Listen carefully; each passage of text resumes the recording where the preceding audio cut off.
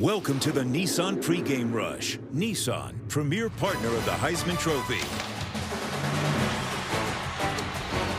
As we get ready for kickoff, they call this the cage sway. That's the nickname for this stadium, the cage.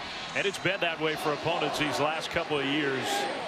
The students are into it. The players are into it.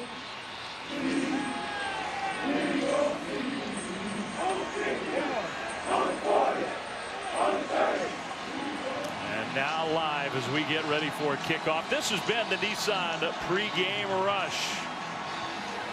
High times for the Houston Cougars, 6th ranked team in the country, and they are bouncing in more ways than one. Houston won the toss, and they deferred, so they're going to kick it off. And the UConn Huskies will have the ball first. Ty Cummings with McAllister and Beals deep, and in the end zone, it'll be a touchback. So UConn will have the ball and start at their own 25-yard line with their quarterback, Brian Sheriffs, leading the offense on the field. Yeah, and Brian Sheriffs is a tough guy. He puts his body on the line each and every time he takes the field. He's an NC State transfer. He's a bit of a dual-threat quarterback and hurts you throwing it, but he likes to run the ball as well if nothing's open downfield.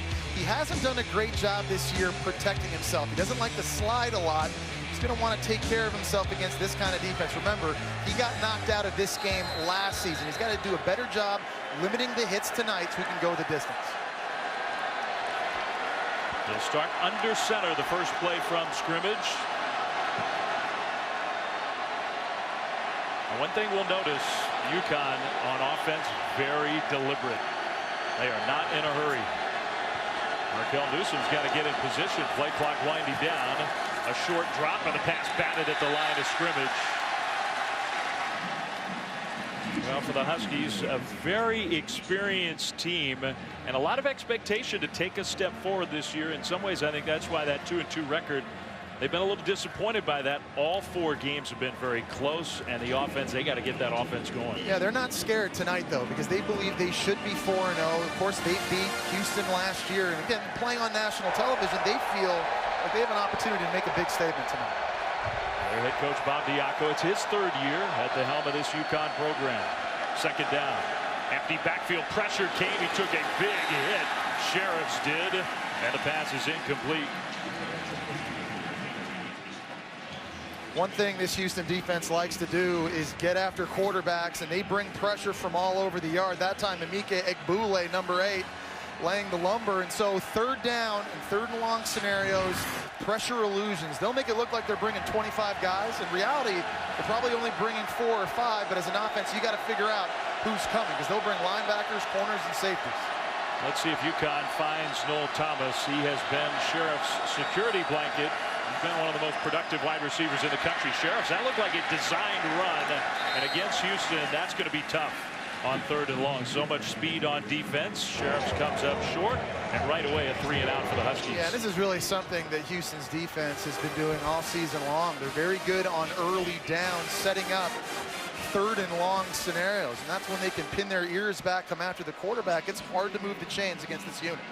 More 3-and-outs forced percentage-wise than any other defense in the country. And although they've had a couple of overmatched opponents, they've also played on the road at Cincinnati and in that opener against Oklahoma. A high punt and no fair catch signal. There should have been. De'Aaron King took a big shot, but held onto the ball. Yeah, really nice job. Vontae Diggs from UConn screaming down the field. He's a starting linebacker on this defense that also plays special teams. Make you think twice about not fair catching next time. Talked about this UConn team being physical. They do that on all 3 facets of the game. Well, the true freshman, I think next time a fair catch may be the right call on a punt like that. Now the Huskies defense on the field, and the challenge to try to contain Greg Ward Jr. and the Houston offense. A quick swing pass out into the right flat and a turn upfield with speed on the outside. Linnell Bonner. Greg Ward Jr. is just a winner. He's 22-2 as a starting quarterback. He's won 17 in a row. That's more than any other quarterback in the FBS. He'll hurt you throwing the ball, but he's dangerous as a runner, not just to go get first downs. He can take it to the house. They play true high-tempo offense. That's an easy pass out of the left flat and a first down for the Cougars. You're going to see, I think, Houston tonight attack the perimeter of the field. There's a lot of big bodies on the inside of UConn's defense they don't want to run at. So I'd expect a lot of outside runs and quick throws at the perimeter, getting their playmakers the ball in space. Stephen Dunbar got that one. They got 3, 4, maybe 5 playmakers on the outside. A handoff and a running play for a nice gain to the 45. Now the Cougars, 6th ranked team in the country. They were in the top 15 at the start of the year. That win over Oklahoma really vaulted them up and have put them in a position where, with the offense, with the run defense, with all of it, they are a legit contender for one of those playoff spots.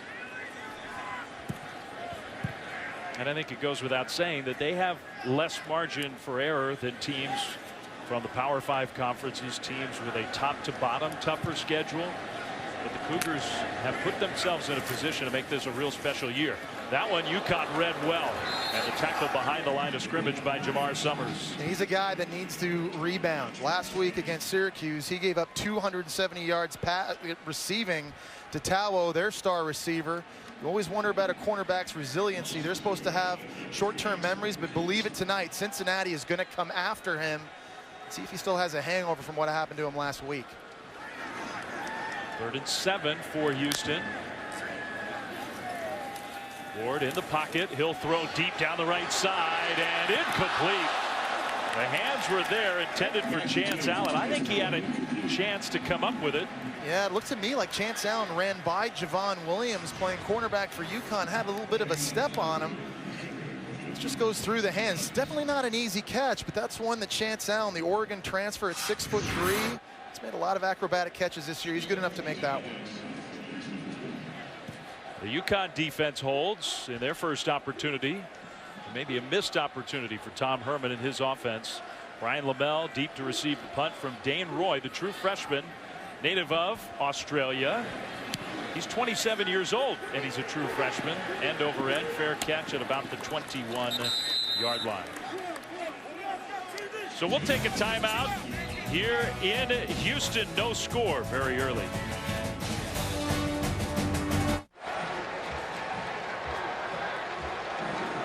UConn quarterback Brian Sheriffs had one important focus this week, and it was to make better decisions on when to slide and when to run. When he watched film, he saw more opportunities to protect himself. And guys, we've already seen him take a big hit in this game.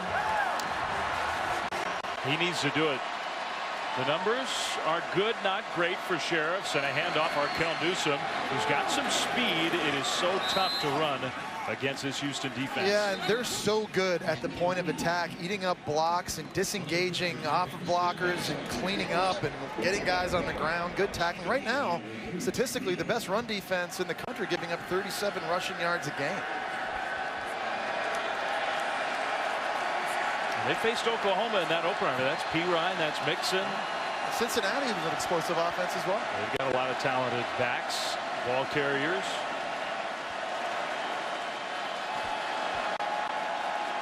Second and 8. Another handoff for Newsome, and again, just not a lot of room. Now this sets up 3rd down for the Huskies, and the guy you got to look for is wide receiver Noel Thomas, because he is their go-to guy. And on the critical down and distances, it's generally where quarterback Brian Sheriff's eyes go first. Now they'll line up number 5 inside, outside. He's got really good hands. He's good after the catch. He's got 40 catches this year. The next closest guy on offense has 9. I really can't remember a team so dependent in the pass game on one target. That's been UConn this year so far with Thomas. They got him lined up in the slot up here now. Play fake. And they will throw to the tight end, who's open in the left flat, and that's a UConn first down across the 35 to the 37, a gain of 12. It was kind of like a pick play, working for the tight end. Garrett Davis, the safety, number 1, he's right here lined up, but he kind of gets lost in the wash. You see that crossing route that kind of went down the seam? That sort of picked him off, and it got him off of the hip of the tight end, Alec Bloom. Nice design by offensive coordinator and play caller Frank Verducci. I think everybody for UConn wants those tight ends. They got some talented tight ends. Be a little bit more involved. So first down. We're going to see this all game long, taking the play clock down. Trying to shorten this game. Down to 2, down to 1. Oh, and to Thomas, it might have been a backwards pass. It was close. Tripped up right at the 40. But you're right, Dave. They've got a formula on offense for success, and it's not the sexiest one, and it's not flashy, but they're going to bleed the clock, try and limit your offensive possessions. And they want to play great defense, and they want to be great in the kicking game and flip the field. And they know they're probably not going to score 50 points a game, but they believe this gives them the best chance to win games. That did, by the way, officially go as a running play. That was a backwards pass. So Thomas gets a carry for a gain of 2. They'll hand it off, and in the backfield, the defense was there. Garrett Davis, who is really playing some good football at that nickelback position. Yeah, and he's kind of the one filling in for the injured Brandon Wilson. So already making big plays in the slot. Here he is just kind of firing through right up front. That's a DB lined up with all those D linemen being physical, beating blockers at the point of attack. Look at number 1 just slice right by the tight end, number 86, Alex Bloom. So it's another 3rd and long for the Huskies. They've had 3 third downs. They've all been 3rd and long. Sheriff's a delayed handoff. Johnson, nowhere to go. Khalil Williams made the tackle. Nice job of confusion by Houston's front that time. You saw everybody standing up. No one had their hand in the ground. No one declaring that they're necessarily blitzing. And it confuses opposing offensive lines and opposing quarterbacks. That time, they brought the pressure from the outside, just too much speed, able to make a play in the backfield.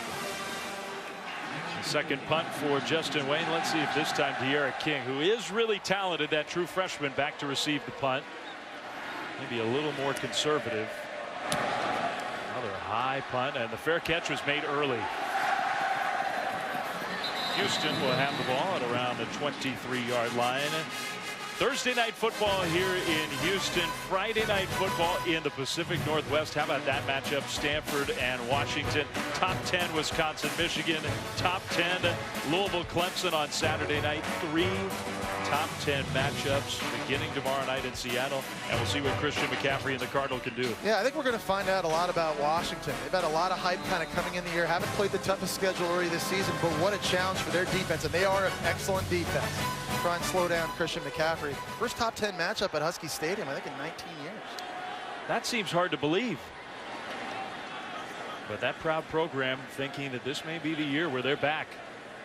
Greg Ward Jr. and the offense for Houston back on the field. Straight ahead running play on first down for a pretty good game. Yeah, UConn is a tough run defense because they've got some monsters on the inside of their defense. Number 92, Michael Myers. Number 93, Foley Fatukasi. 325 pounds, 315 pounds. They're hard to move. They invite you to play them in a phone book. And last year, a big reason why they beat Houston, Houston could not block them, could not run between the tackles. 2nd and 5. Dylan Burton, who is starting the game at tailback. Duke Catalan has a concussion. He is out. Play fake to Burton. That pass caught on the right side, and an extra effort, close, but not quite a first down for Linnell Bonner. Well, Duke Catalan, he's their most talented tailback, but I think they feel like Dylan Burton, number 25, a good fit for this game plan. Ward is going to keep it. And I think he got there. It's close, though. Well, and I say he got there. That spot was not a particularly generous one. They say 4th down. They got a great play that time by Vontae Diggs, who made a big hit earlier on special teams. He was able to knife into the backfield and make the stop. We talked about how Houston does not want to run inside against UConn, and they're just right now abandoning it. You wonder not having Duke Catalan, if that affects some of the play calling, because he is one of their bigger, more physical backs. We're so used to Tom Herman and Houston being really aggressive, 4th and about a half a yard, and not going for it. Maybe field position dictates that. Second punt already for Dane Roy. Catch around the 28-yard line by Brian Lamel. So another break here from Houston so far. UConn's game plan working, trying to slow down Greg Ward and the Cougars. A nothing game.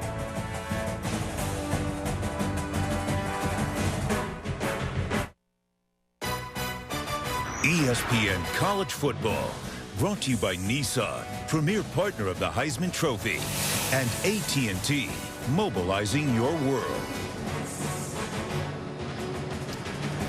think it's a pretty good example of how the local community has embraced this Houston program. The No Label Brewing Company in Katy, not the U of H, the Brew of H craft beer. Looks like a pretty good spot. Rooftop on campus. That's what I'm talking about right there. What a beautiful night in Houston. Beer just tastes great in the state of Texas, doesn't it? Just a great beer state. Weather like this, yeah. Hard to go wrong. Dave Fleming, Jesse Palmer, Laura Rutledge. UConn's defense has held up so far. No score. They're going to give it to Thomas coming around from left to right. He got 3, maybe 4 yards on first down. UConn has to get off to a fast start, and that's something they really haven't been able to do early this year. They have not yet scored a point in the first quarters of games, and that's important here tonight on the road. Loud crowd. You want to try to take them out of it, try and see some momentum early in this game. No first quarter points. Amazing. This is their 5th game.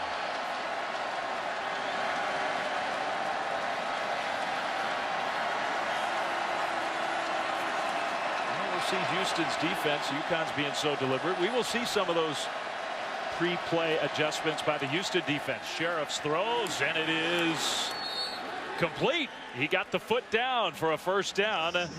That's Herji Mayala. A fantastic job of the Montreal Canadian native Herji Mayala on the sidelines, getting a foot down after the catch.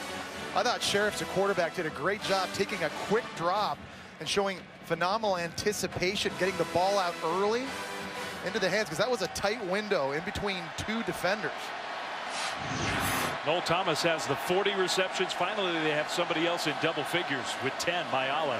Johnson, that was a good cut, straight ahead running outside the 45 to the 47. You're going to see a 1-2 punch here at running back for UConn. Arkel Newsom is the smaller back. He's kind of got the speed to take it outside and the quickness. Then you got Ron Johnson, 220-pound back. That's more of the no-nonsense north-south guy right downhill.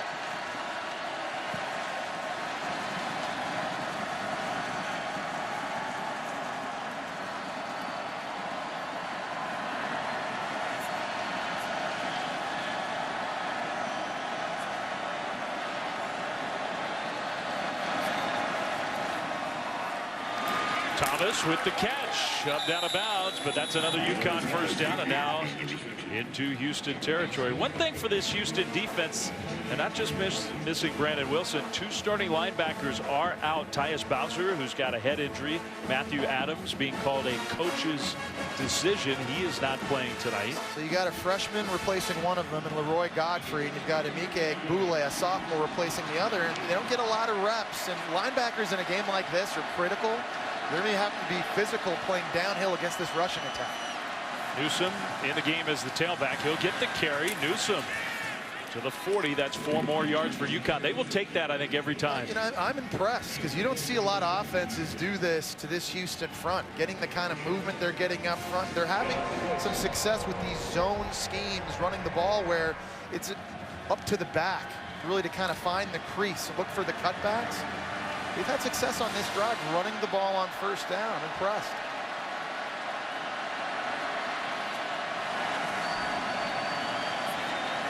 So far, their game plan to work that clock down, shorten the game, is working. Newsom pulled ahead for a couple of yards to set up third down. Already under 4 minutes to go in the first quarter. That time of possession number, for some teams, it doesn't matter. For UConn, that number matters. What I like what they're doing right now is they're breaking the huddle really, really early, getting to the line of scrimmage with about 20 seconds to go on the play clock. So they have time to audible and make the checks to get to the right play. See how he kind of looks over now? You got all that time because you got up there set quickly. Gives you an opportunity to put yourself in a good position. Now that clock is starting to wind down. They'll get the play snap. Newsom. Nowhere to go. Stopped well short of the first down. I don't even think he got back to the line of scrimmage. Gerard Carter led the way, and let's see what UConn wants to do. This is an area of the field, I think, if you're UConn, or if you're Houston, you've got to be aware of a fake punt type situation. Bob Diaco this year has already tried to fake a couple field goals, and this is kind of one of those field position areas. Your defense has been playing well so far early. Got to be aware.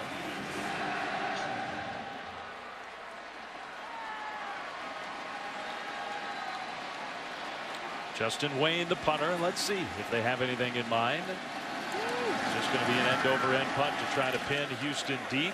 King will let it go, and it bounces into the end zone. Well, you're a big underdog playing on the road against a top 10 team, and you punt from the other side of the field, the 38-yard line. You're hoping to do better than that. So far, the Houston offense off to a sluggish start, trying to get it going when we come back to Houston.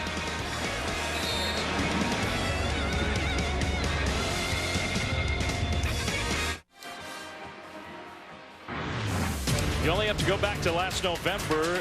The Huskies at home.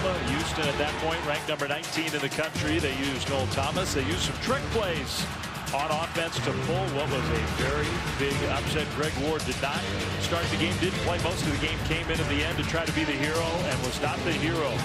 And I think it's the signature win in Bob Tiaco's tenure. UConn 20, Houston 17, and the Cougars have been reminded of that as a team all week long with signs everywhere. November 21st last year, the only loss at Houston for their head coach Tom Herman in 2 seasons. And getting the ball here with a nice swing play in the right flat for a gain of 9, close to 10. And one thing UConn has to be ready for defensively is for Houston to fake one of these swing passes or short throws and take a shot deep down the field. Offensive coordinator Major Applewhite really good at setting those kind of plays up. That was De'Aaron King for 9 yards. They get to the line quickly and now do what UConn's been doing.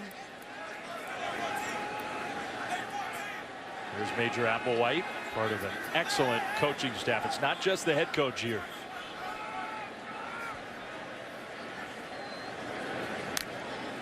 On 2nd and 1, Ward gonna throw. He's got a man open, dropped.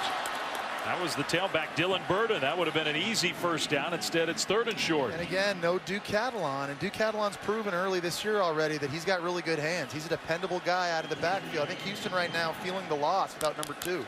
Got to catch that one, Ward. He's going to try to keep it for the first down, and only that elusiveness got him the first down. That was pretty good individual effort. Let's go down on the field to Laura. Dave, Jesse just mentioned the loss of Duke Catalon, and even the O-line down here on the Houston sideline talking about it, saying they're happy with their play so far. But remember, guys, we don't have Duke, so we've got to be patient with these other running backs. Under 2 minutes to go here in the first quarter, and still no points on the board. They're not used to that here with this team.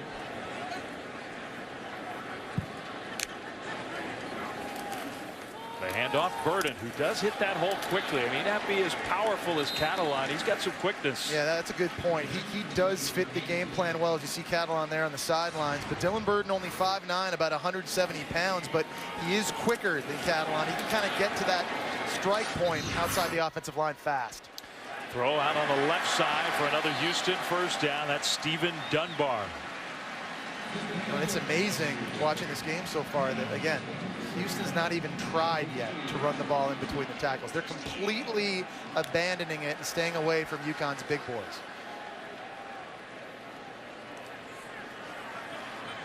I think in theory they'd love to do it, but I think part of it is, hey, that's their strength, so why be stubborn about it? Let's try to attack what we think are UConn's weaknesses. First down. UConn shows some pressure, a low snap. That pressure picked up initially. Ward, where he's so dangerous, starting to scramble, and he gets to that corner.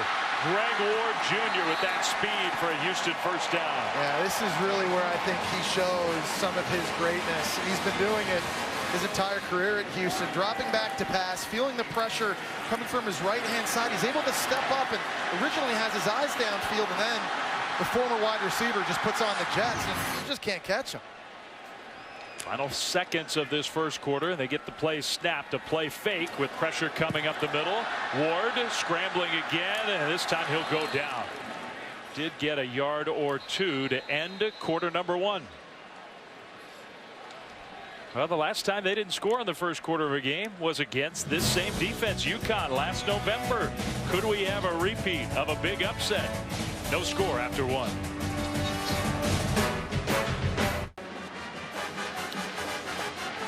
This college football season, stream every game live on the ESPN app and on Watch ESPN. Download the app or visit watchespn.com today. Could come in handy this weekend where you get the 3 top 10 matchups on our air starting tomorrow night in Seattle, Stanford and Washington.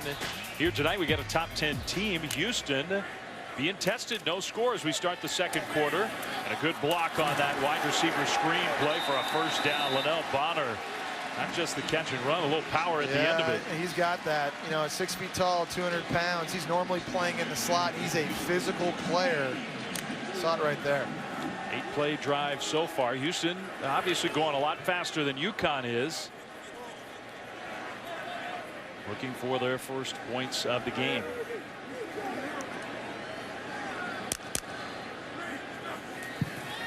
Ward on first down. In the pocket, going to run with that speed. Hit that hole so fast, now he bounces it outside. Greg Ward Jr. Touchdown! What a run!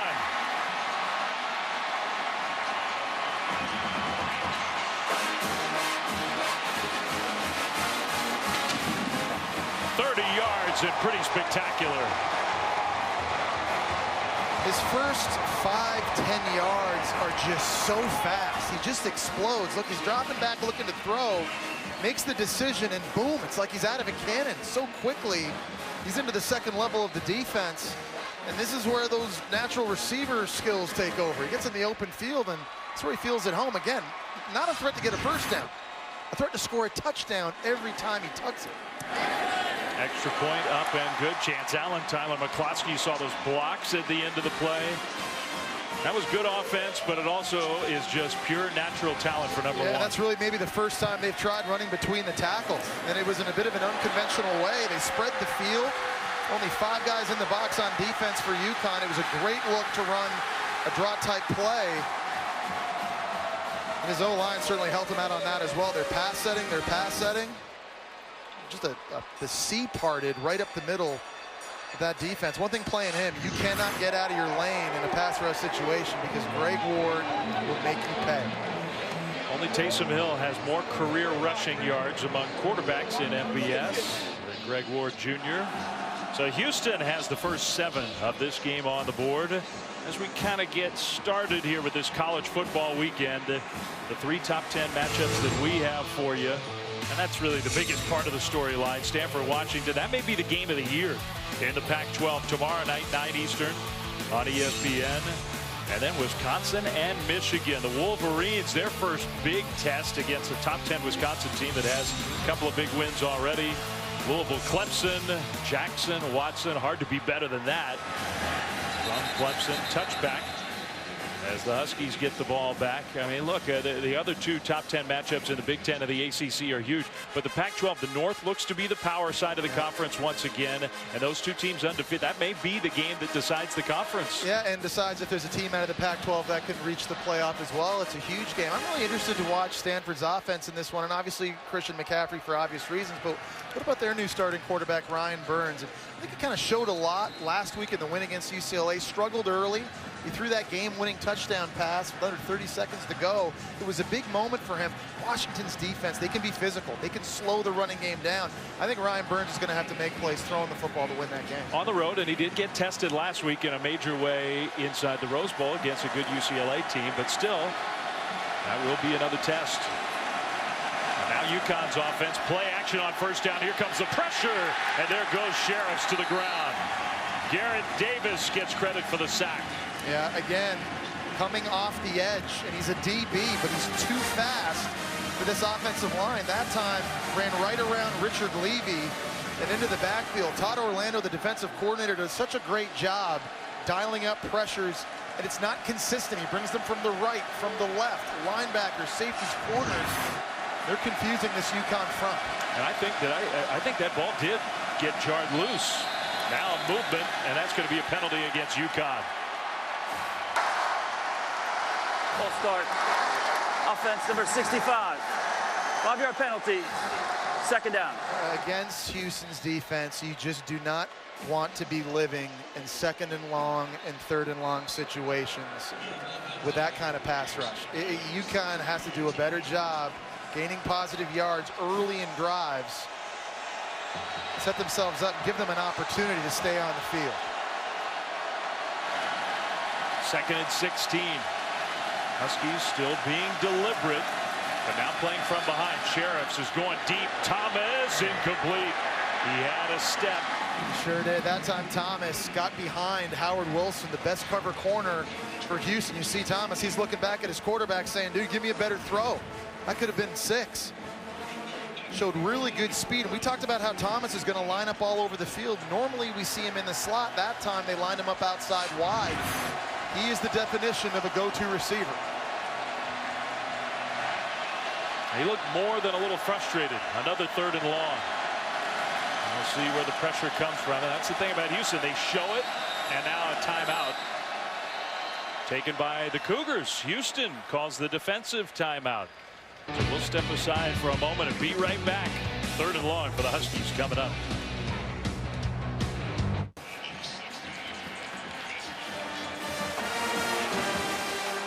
Out of the timeout. It's 3rd and long for UConn, trailing 7-0 on the road.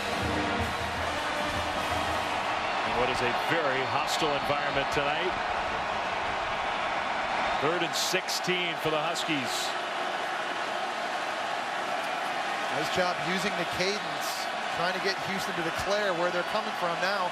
Sheriff's the line of scrimmage, changing the protection so we can get a chance to get this ball off. And maybe Houston changing the pressure. It's coming. Sheriff's got a block, but has nowhere to go.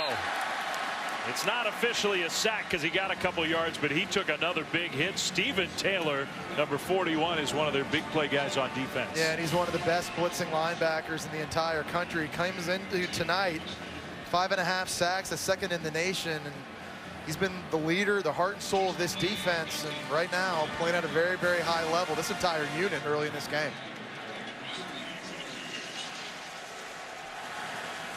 Justin Wayne, the punter, once again. De'Aaron King, true freshman, back to return. Nice high punt, fair catch. Inside the 40, where Houston will get the ball. And time for our inside access, brought to you by AT&T. How about last night? Coach Herman let us tag along. The head coach the night before in the team hotel, he does the bed check himself. This guy. What's up, man? Which is pretty cool because when I was a player in Florida, I mean, it was normally the strength coach. And it's not very personal. I mean, it's literally like open the door, make sure you're there, you know, check you off the list. Farad. Farad Day. On the rocks. On the rocks. Vintage circa 2016. 2016. It was a good batch. Good vintage. Handoff on 1st down for Houston. Look, they are serious about their football here. And they have turned this program into a powerhouse very quickly. But part of the reason why, they have fun. They have fun in all aspects of what they do. And it comes from their head coach. Just get the sense that players love playing for Tom Herman. Even bed check becomes something that's fun. He's kissing you on the face, making sure you're tucked in.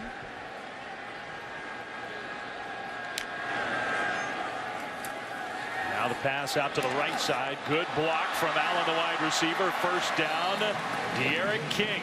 They're figuring out more and more ways to get number 4 the ball. Yeah, and he's been really unselfish. He showed up at Houston as a quarterback. Injuries to Rashad Samples and Marquez Stevenson forced him to switch positions. Very unselfish. Said he'd do it.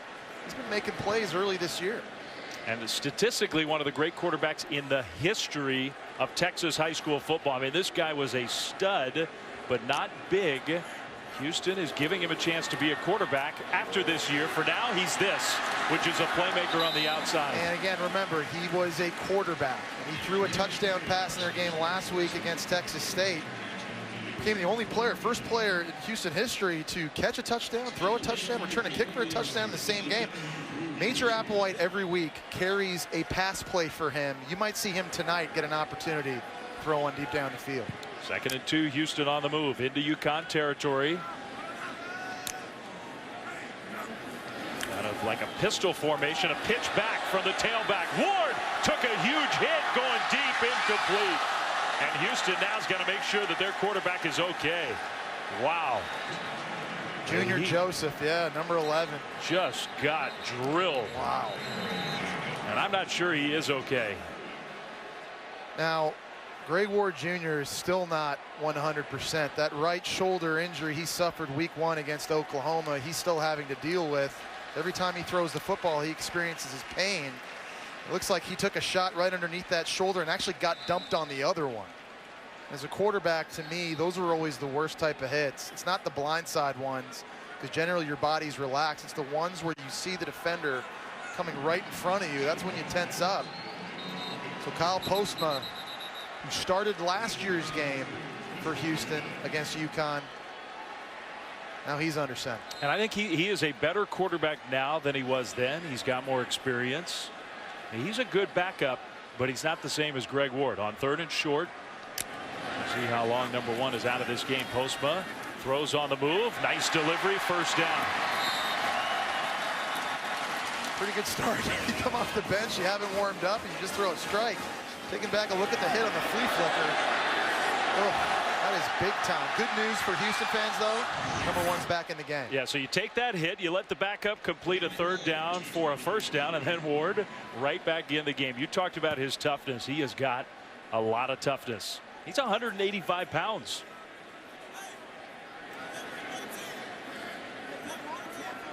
Now the Cougars dodged one there. Play fake. In the pocket. Keep his eyes downfield. Throws. He's got a man. First down. Chance Allen to the 15. And this is really where I think Greg Ward's gotten better this year. He's doing a nice job of keeping his eyes downfield when the play breaks down. When you have his type of speed and athleticism, a lot of times you just want to take off and run, but he gives plays an opportunity to develop. This is where they do want to get better. They have not been a great red zone team in terms of scoring touchdowns. That one will get them on first down close to 5 yards. And maybe part of it, we talk about their struggles in the red zone. You've described how running in between the tackles has not been a strength for this Houston team. I think a lot of times they get down in this part of the field and that costs them. So we'll see here.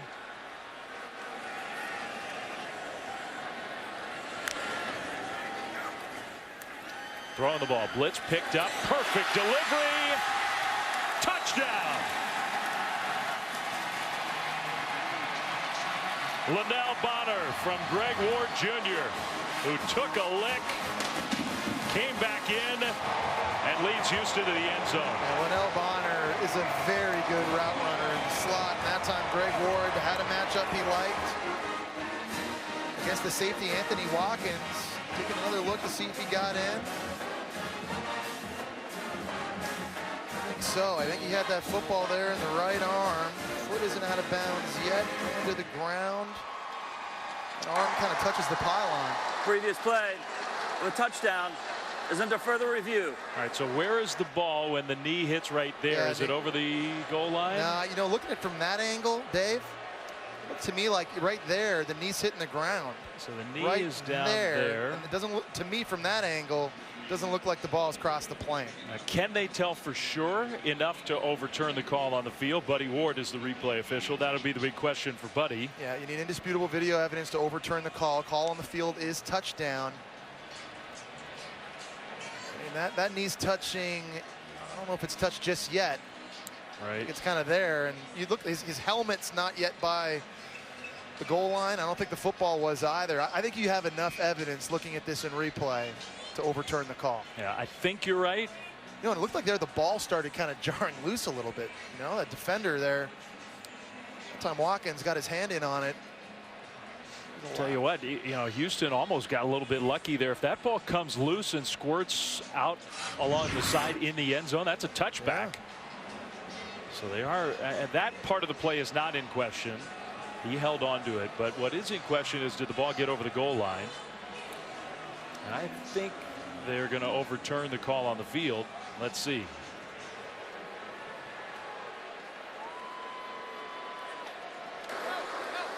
After further review.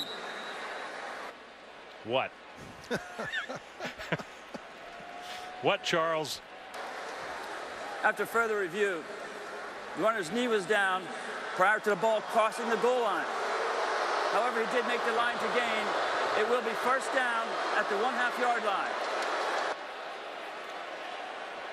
Again, here's another scenario now in a goal line situation where this Houston offense has not been great. You don't have Duke Catalan in the game. You don't have your big bruising tailback. This is an area where, you know, you'd love to be able to have success running straight ahead, even when the defense knows it's coming. But again, this is not an easy front to run against. UConn is extremely physical up front. So in some ways, kind of a nice test for Houston, although they want to make sure they actually get it in. They hand it to Burden, who broke a tackle and does get in. The little guy with some power. That's a 170-pound back breaking the tackle of a 325-pound defensive tackle of Michael Myers.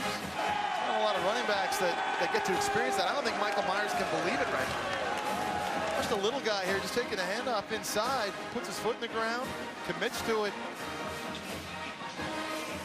It's a good look of power running. Yeah, pretty impressive. From a guy, Dylan Burden, who not only was not recruited out of high school, he walked on to junior college, wasn't recruited out of junior college, walked on from JC to here, and now he's their starting running back with Catalan out, and a pretty impressive run. Somebody could have used that guy. He's talented enough to have helped somebody. He's helping Houston. How about their quarterback, Jesse? Greg Ward Jr. taking a hit and right back in the game. Just showing that tremendous toughness. Missed a snap, came right back in, threw a couple dimes. Houston got back in the end zone. They're up right now, 14-0.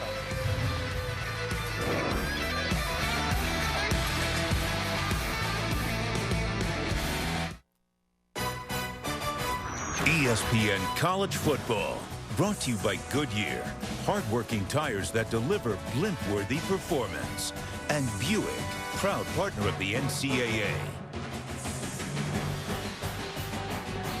I'm sure, Jesse Palmer, that Steve Spurrier did that to you guys at Florida every time he came to the locker room. Hey, you know, he's bringing it for the real thing. Listen, I really don't care. I mean, listen, they're 17-1 since he took over as head coach. Working. Yeah, whatever he's doing, you know, bed check, kissing dudes, whatever, man. Look how much fun these guys are having. And we asked him, hey, why do you do that? He goes, look, these kids put themselves on the line every time they take the field, and I want them to know before they do that how much I care about them. And I think they do know. A shorter kickoff this time. Beals will return it and get tackled just outside the 20. Let's check back in the studio with Adnan Berg. Thank you, Dave. Over in Lubbock, it's Kansas and Texas Tech. Patrick Mahomes, 18 yards to Cameron Batson. Mahomes is 9 of 10 for 120 yards and 2 touchdowns just 5 minutes in. Texas Tech up 14-0. Dave? Patrick Mahomes is one of the best quarterbacks in the country, probably the best one that not enough people talk about. We talk a lot about Lamar Jackson and Deshaun Watson, and obviously we should. Check out Patrick Mahomes more often, though. That dude, that guy is a baller. And I think we would talk about him a little bit more if Texas Tech played any defense. That game in Tempe was, I've never seen anything like that. Well, it's been that way for a couple of years now. Sheriffs play fake on first down. UConn going deep. Thomas incomplete again. If you're going to beat the number 6 ranked team on the road, you can't miss opportunities like that. And that's already the second time now. Bryant Sheriffs has had his star receiver, Noel Thomas, wide open deep down the field. If those are better throws, UConn right now has 14 points. This is a much different game. And for Houston, you would think the flip side is we can't keep at some point they are going to hit one of those. And he is by far their big playmaker, and they've lost him a couple times. A 2nd and 10. This game was scoreless after the first quarter. Houston has taken control. Newsome handoff, and he just got tripped up after a gain of 4. Well, another 3rd and long scenario. You've got to have a plan right now for Noel Thomas if you're Houston on defense. Number 5 is going to be inside. He's going to line up outside, but this type of scenario, down 14-0, they're going to be looking for their big-time playmaker. And you see that number, Jesse, their average distance on 3rd down, almost 10 yards. Yeah, it's amazing. It's hard. And like with this pass rush, this offensive line is not giving Sheriffs a ton of time. See, right now, they've got Garrett Davis, number 1, pressed on the slot receiver, but he's been bringing pressure. They're trying to jam him. Sheriffs gets away for a moment. Now will throw Incomplete. Trying to hit the tight end. Good coverage, though, from Stephen Taylor. Stephen Taylor had his head turned away from the football. The ball was a little bit underthrown. Bloom, the tight end, had to reach over and around Stephen Taylor to catch this. See, it's kind of a broken play. He's running a flat route. He turns it upfield, and if that ball was thrown up the sideline a little bit more, I think he would have had an opportunity to make that play and move the sticks. Instead, another 4th down. UConn will have to punt the ball away. Some missed opportunities for the Huskies in this first half. High and fairly short punt. King right around the 40. That's where Houston will have the ball when we come back, and their star quarterback Greg Ward Jr. showing off all the skills. Last time the Cougars had the ball with his legs to the end zone. He'll have it when we come back.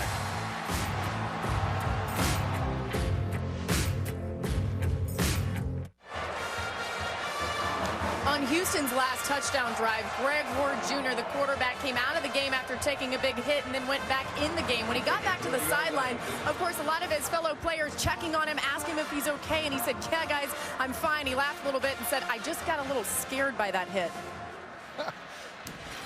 Me too. I've been there. Not fun.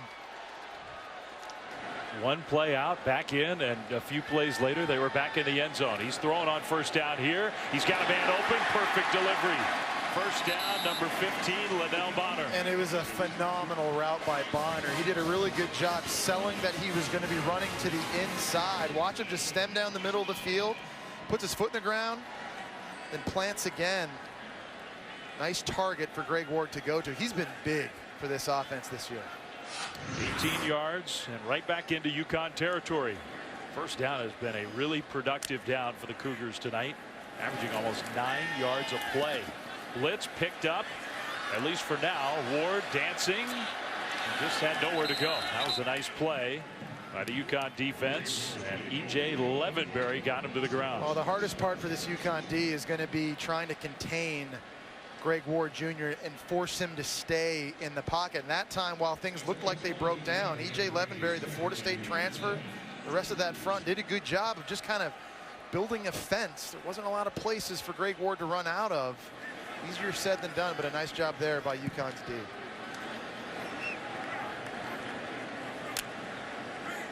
Four receivers on 2nd down. They'll swing it out to Carr, the freshman running back. Tripped up as he crossed the 40 and dives forward to the 37.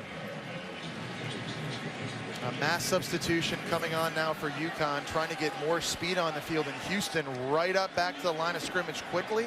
It's a late sub here for UConn. Michael Myers barely made it out. 3rd and 5. In the part of the field, Jesse, where it could be 4-down territory for the Cougars. You got a man-to-man look across the board. Who can win a one-on-one matchup at receiver? Just a 4-man rush. Downfield, Bonner beats his man. 1st and goal, Houston. And that's where you want to go if you're Greg Ward Jr. You got your slot receiver against the safety and Bryce McAllister. Press, bump, and run. Bonner's just too good. He's too quick, he's too big and physical, and just a dart thrown by Greg Ward. And we watched how fast Greg Ward and the offense gets down the field, gets ready to go. Handoff on 1st and goal. Carr took a pop and did not get there. That was Obi Melifonwu, the leading tackler for UConn, making that stop. Let's go back and take a look at this throw, though, from Greg Ward, just understanding where his best matchup is and getting it out of his hands quickly. Look at the separation that Bonner was able to find. Ward with pressure coming, took a hit and delivered it perfectly. Touchdown! The tight end, Tyler McCloskey. And here comes a penalty flag after the play. Another tough guy play for Greg Ward Jr. That was impressive. Greg Ward had some words after the play with linebacker Junior Joseph. There was some, Junior Joseph kind of hit him and laid on him for a little bit and then got in his face. Even after the touchdown, Greg Ward took some offense to that. Yeah, I think it's on Joseph. I think it's on Joseph too. Just kind of lays on him here. The result of the play is a touchdown. after the play. Dead ball, unsportsmanlike conduct. Defense, number 11.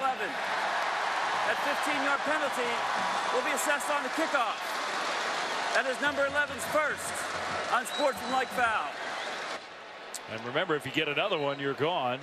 Well, and UConn now falling behind here quickly, and tempers and emotions start to flare. You got to do a better job at keeping your cool.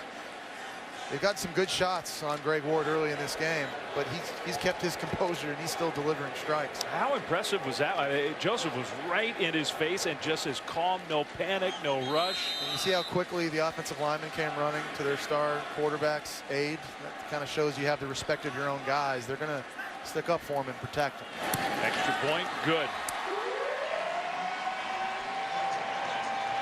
So after a sluggish start, the second quarter for this Houston offense has been really, really impressive and led by number 1. Took the hit, delivered the ball perfectly. And the number 6 ranked Cougars, with their quarterback leading the way, have opened this game up.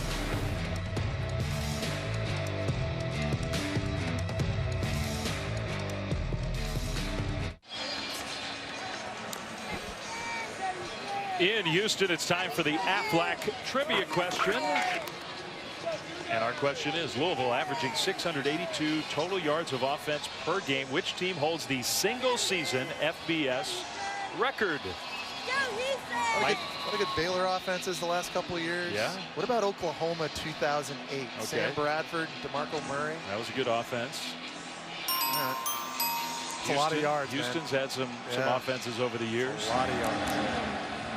21-0 Cougars, who've had great offenses. This one is a really good one as well, and a decent return it was looking like, and then Khalil Williams entered the picture, and that return was cut off. All right, we gave you plenty of time to think about it. Our Aflac trivia question.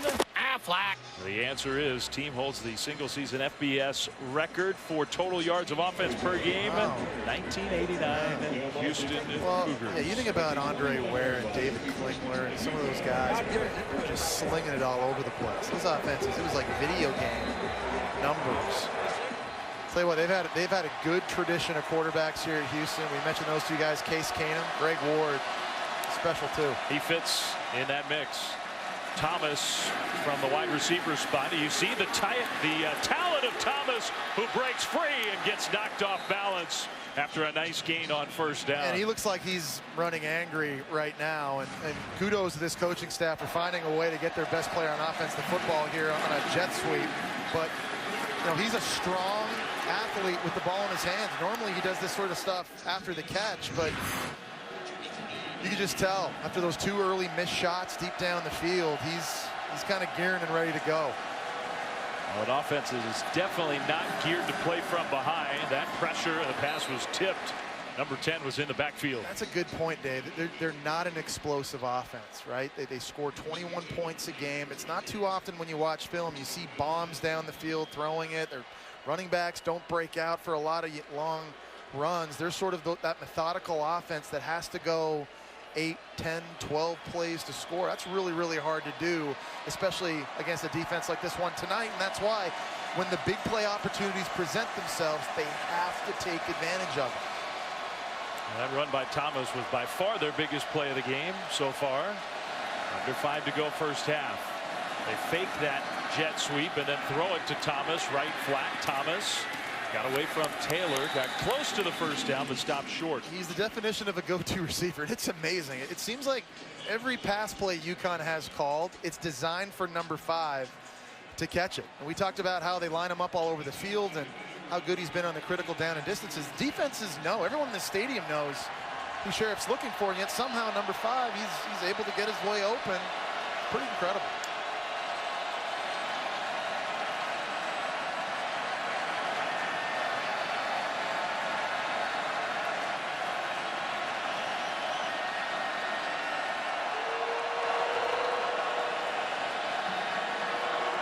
Third and 3, that quick header incomplete.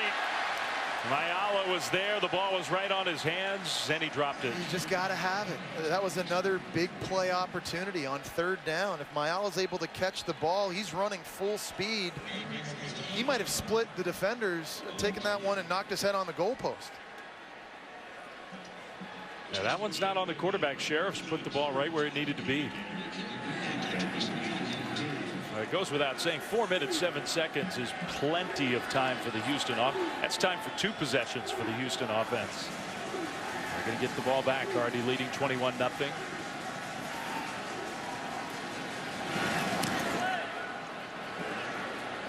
King, fair catch. And they'll have it at the 14-yard line to the studio at Adnan Burke. All right, Dave, thank you very much. Coming up in the Land Rover Halftime Report, top 10 throwdowns, including Louisville and Clemson squaring off in Death Valley. Also, Michigan facing Wisconsin, the Big House in Stanford and Washington, as Danny Cannell and Joey Galloway will pick the winners of all those games, plus Blake Barnett leaving Alabama. You want out? You're out.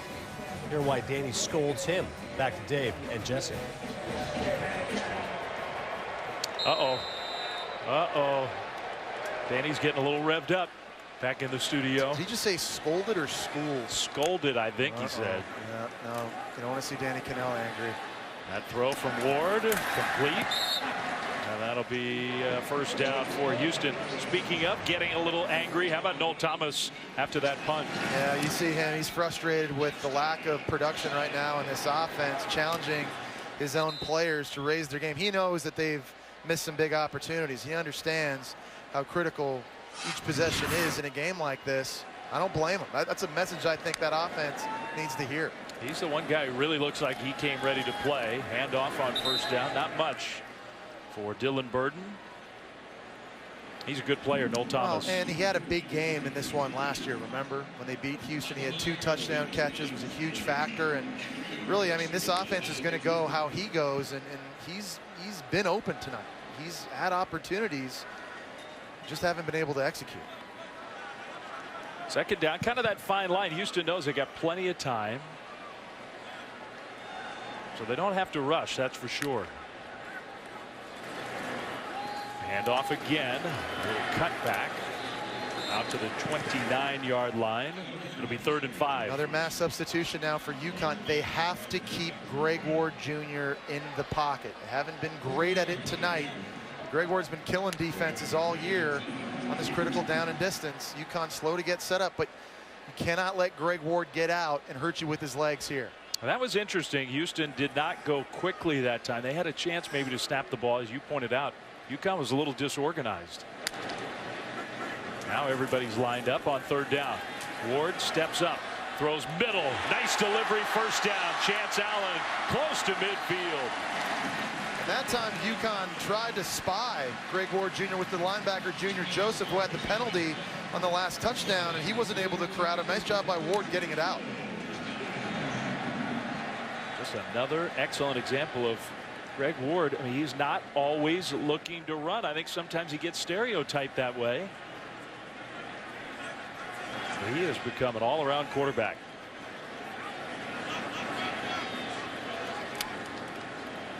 First and 10 Houston. They've dominated the second quarter. That one is complete again. Bonner along the sideline all the way down to about the 15. And Bonner is eating up UConn safeties in coverage with double moves. He ran this route on the other side of the field the last drive, faked the slant, ran back outside to the corner, and UConn right now does not have an answer for Houston slot receiver Bonner. He's got 9 catches, 124 yards. He's been targeted 9 times. He's caught the ball all 9 times. And just stopped short of that touchdown last time Houston had it, or now 2 possessions ago. Ward throws, end zone, caught, touchdown. Stephen Dunbar. Stephen Dunbar is working against Javon Williams. Javon Williams, a corner, is playing an off and inside technique. And he's giving Dunbar all outside all day. Kind of lined up to his inside right there on the hash, and Dunbar just puts his foot in the ground, and what an accurate throw, leading Dunbar to the outside. That's good in the NFL. He got 2 feet down. And an impressive drive, because they just never seemed hurried. They were just kind of coming to the line, taking their time, looking for checks, executing.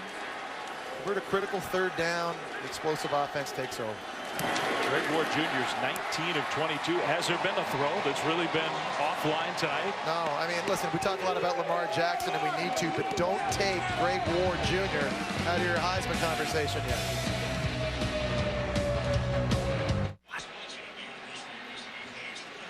All right, Friday night ESPN, another postseason impact game. The Blue Jays and Big Papi and the Red Sox, 7 p.m. Eastern on ESPN2. It'll stream live on the ESPN app. Are my Blue Jays looking okay for the postseason? They're in position.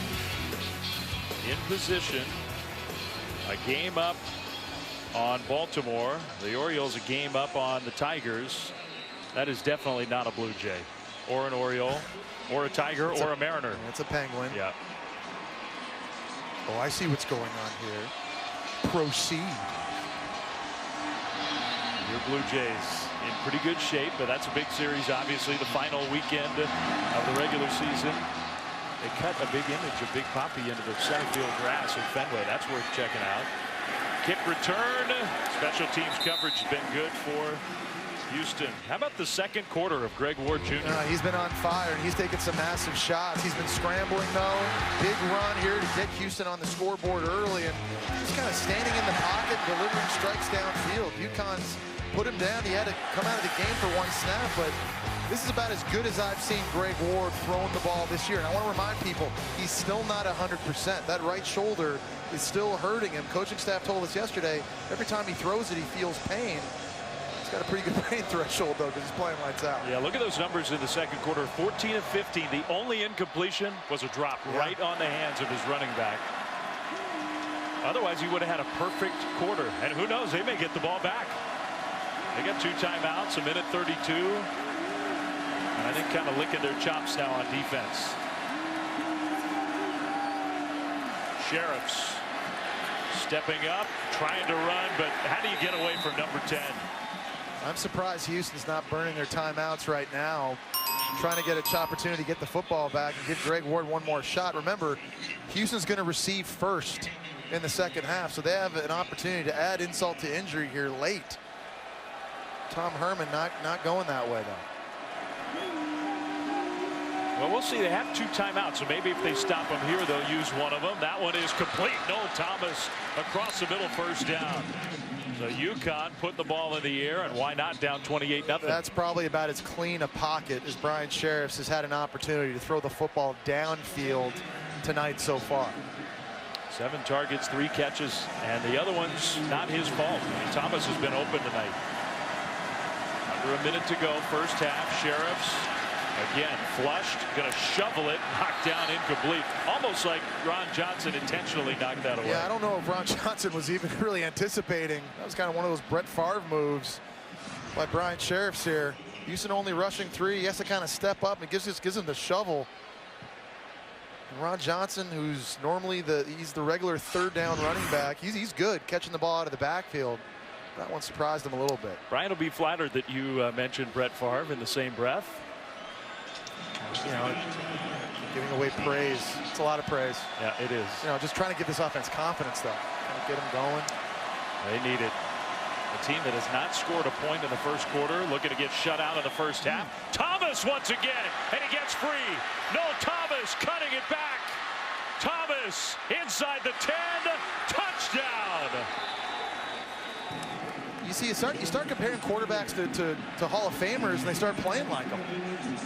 I know Sheriffs has missed Thomas a couple times tonight on deep throws, but he delivered him an absolute strike under duress in a small window. Watch Sheriffs here in the pocket. He's got Houston defenders bearing down on him. Just stares down the gun barrel, and that is a laser in between 2 Houston defenders. And there's Thomas and his ability after the catch showing that off. There's an explosive play that you don't see very often in this offense, but what a play late here in the first half.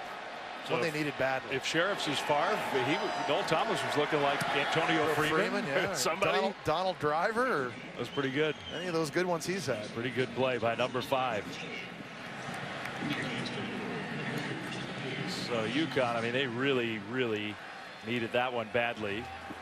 And they got it to cut the lead down to 28-7 with 30 seconds to go. Still here in this first half from Houston, the top 10. Houston is the 6th ranked team in that AP top 10, brought to you by Allstate. We know Louisville's going to be tested. Michigan's going to be tested. Stanford, Washington, a matchup of top 10 teams. And look, Jesse, I think there are implications for this Houston team with their big goals of getting into the playoffs, being one of those 4 teams, and they may well need some help. Well, it's going to start at Memorial Stadium in Clemson, because I think Houston needs Louisville to come in here November 17th, undefeated, top 3, top 2 team with Lamar Jackson a quarterback, to really generate that hype that they so desperately need as well. And there's some other games on the schedule this week, by the way, as well.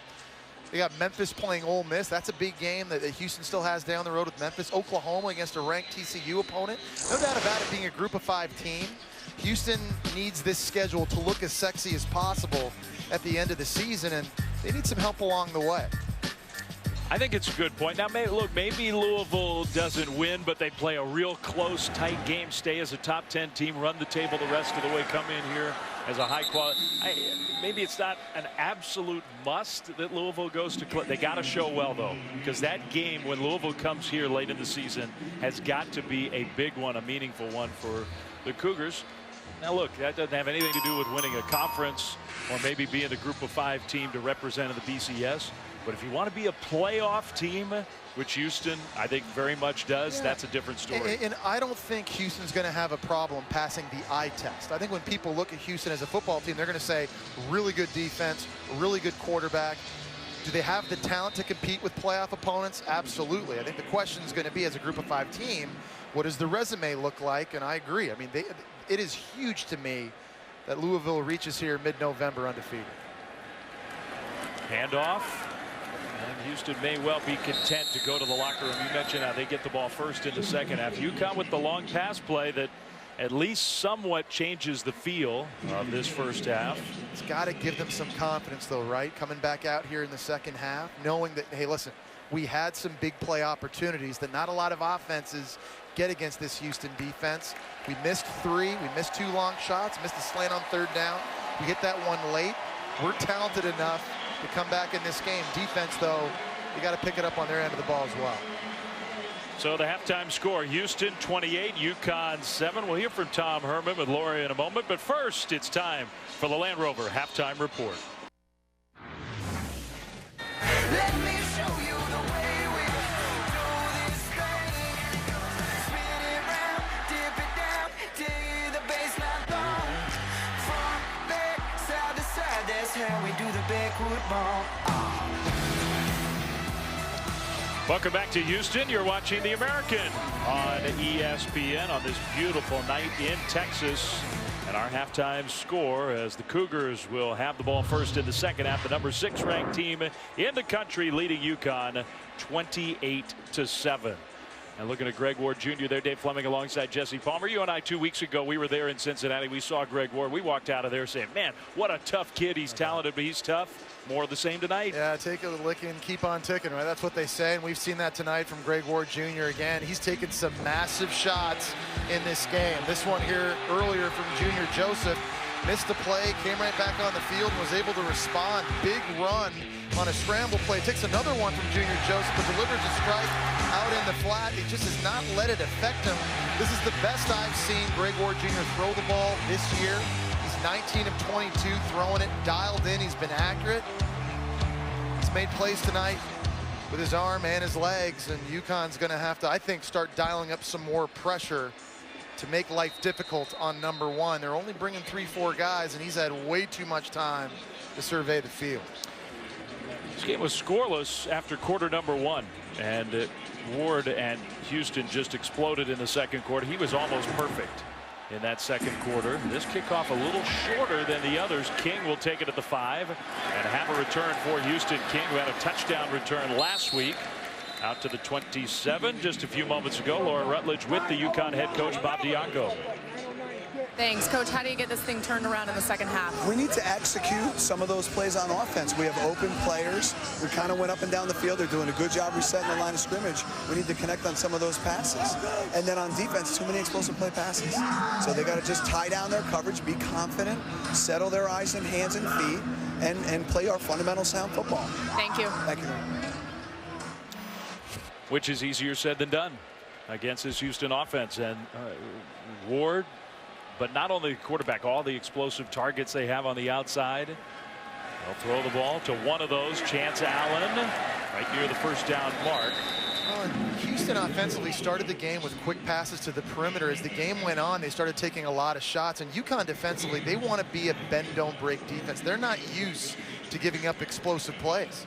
Second down and 1, set up almost like that wide receiver screen with blockers. And I said second and 1. That was a first down play. They gave him the first down, out of bounds at around the 43. This has been a problem, though, for UConn's defense now the last 2 games. Syracuse hit a bunch of big shot plays down the field. Houston's done it tonight.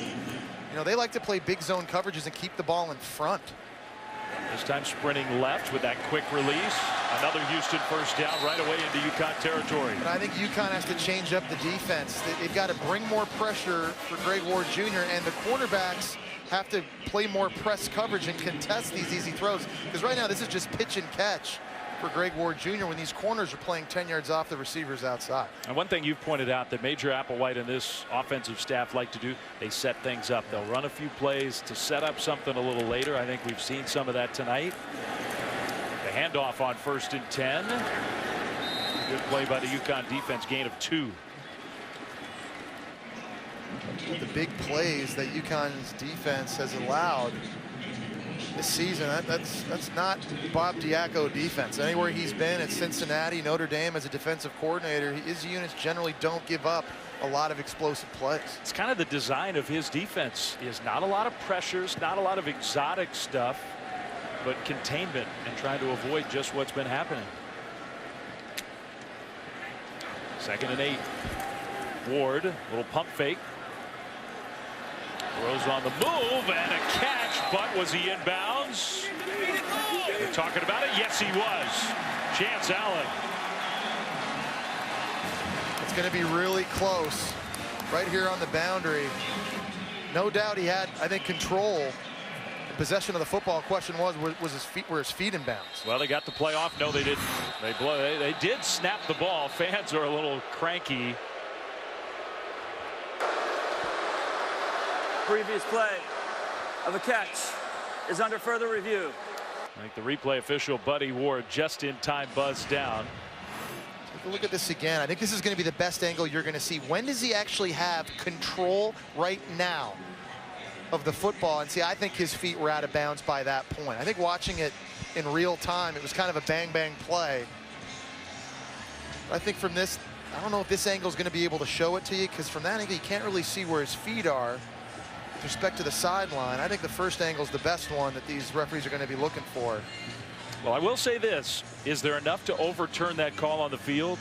Right. Are we sure? You got to freeze it when right when the ball hits his hands. He doesn't have the football just yet. That's when it hits his hands, and that's when he has control of it. But I think at that point, it's too late. After further review, the ruling on the field stands. First down. And I think when they use that language, stands, they just didn't have enough to say for sure, so the call on the field takes precedent. Yeah, and nonetheless, another example tonight of Greg Ward Jr. scrambling, buying time, but scrambling to throw, keeping his focus downfield and finding Chance Allen there working the boundary on a scramble drill. That's impressive. So here come the Cougars. Greg Ward Jr., who had that near perfect second quarter, 4 for 4 on this drive.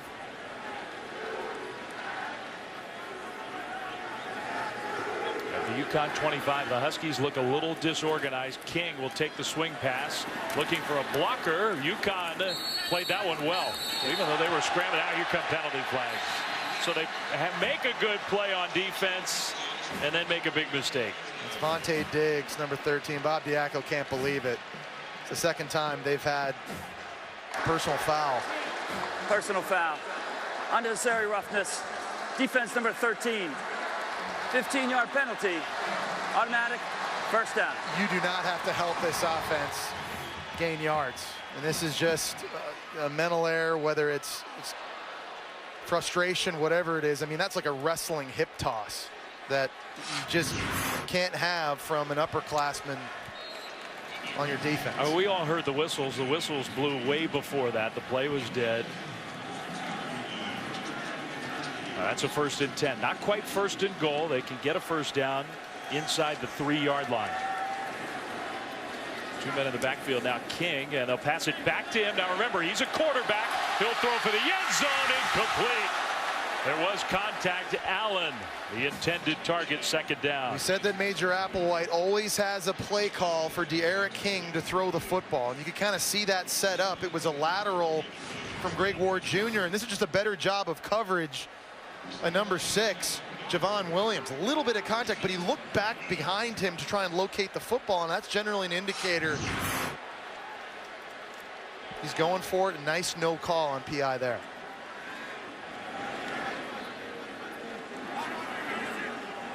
Eighth play of this drive coming up. 2nd down. A designed run for Greg Ward, who takes a big hit.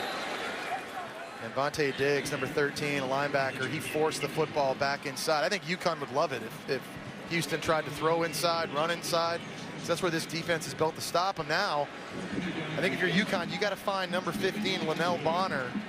He's been the guy that's been killing you all day. They got him in the slot, and again, lined up with a safety down here. 3rd down. Ward again looking like he was intending to run the whole way with the speed to get to the corner. Touchdown. Even when it doesn't look like it's going to work, with him it works. And you're right, Dave. This was a designed run all the way. They had the running back Dylan Burden out front trying to lead block for him, and it's supposed to go to the left.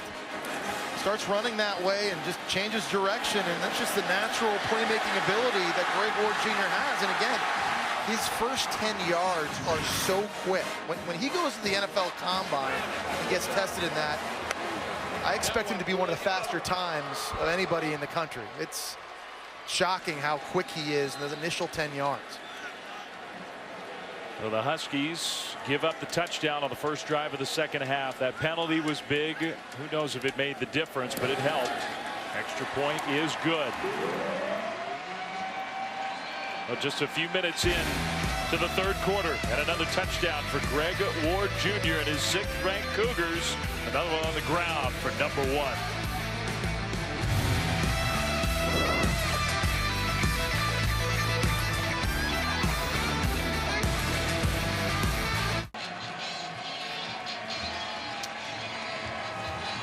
Taco Bell is a proud partner of the College Football Playoff. Be on the lookout for Taco Bell student sections and passionate fans like these at games all season long. They have become passionate in this town, on this campus, for this Houston team.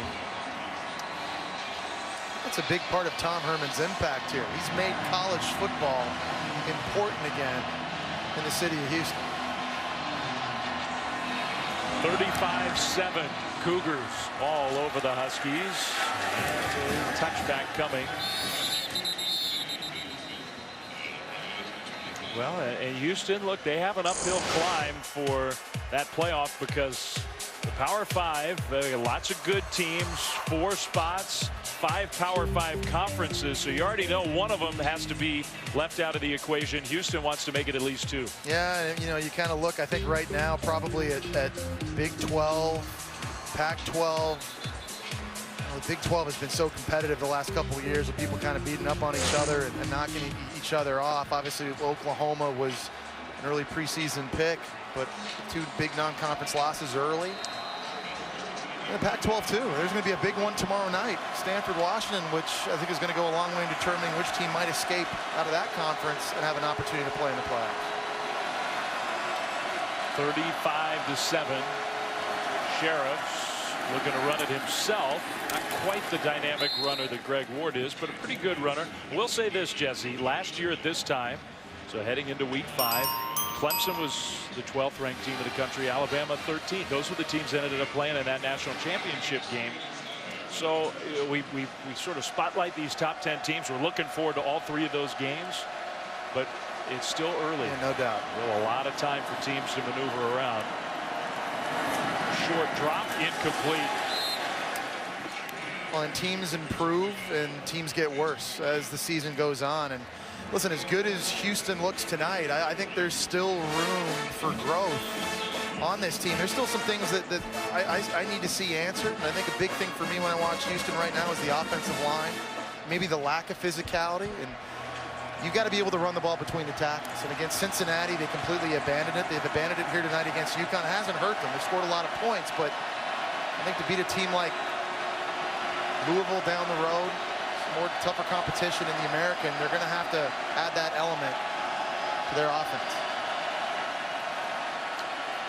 Here comes some pressure. Thomas in traffic made a tough catch. He has been impressive. So first down UConn.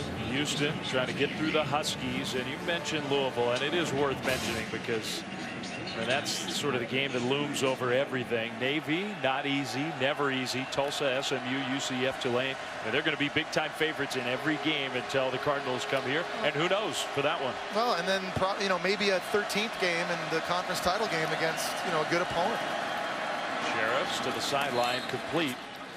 Well, look at this scene here tonight. You got the fans. We showed those students here in big numbers. Lights are on, big crowd. It's loud. Can you imagine what it's going to be like when Louisville comes here on that Thursday night? I can't. And I'll say this. This is my first time here at the TD-ECU Stadium. First time ever calling a Cougars game here in the city of Houston. And I've been impressed. There is a buzz around this city.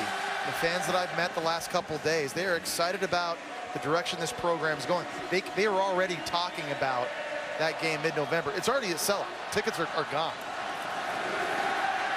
Handoff, Johnson got to the corner with a lead blocker, and inside Houston territory, pushed out of bounds at the 46. I mean, they got a cool thing going.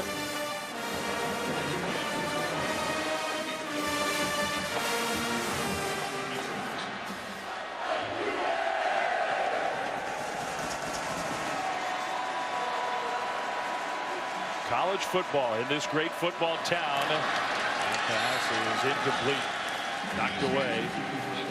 The other thing about Tom Herman, not only has he made Houston football important in his own city, but he's turning this into a national brand. Not in the same way that Chris Peterson did at Boise State and Gary Patterson at TCU. There are people in California, there are people in Texas, people back in New York City where I live, that they talk about the Houston Cougars. They want to know if they're for real. They enjoy watching them play. It's all because of that guy right there. Yeah, it's happened so fast. Last year was his first year here. Sheriffs on second down, takes a hit, incomplete, intended for Thomas. And we talked about Sheriffs being a tough quarterback. This guy puts his body on the line week in, week out. Whether he's running the football, he's not sliding, and he takes some hellacious shots. That's a big one right there. Looks like he might have slammed his head on the turf too. We saw him kind of get up slowly. He's a tough guy though, man. NC State transfer. He's not coming out of the game. He's going down with the ship. He's taking his shots. 3rd and 10.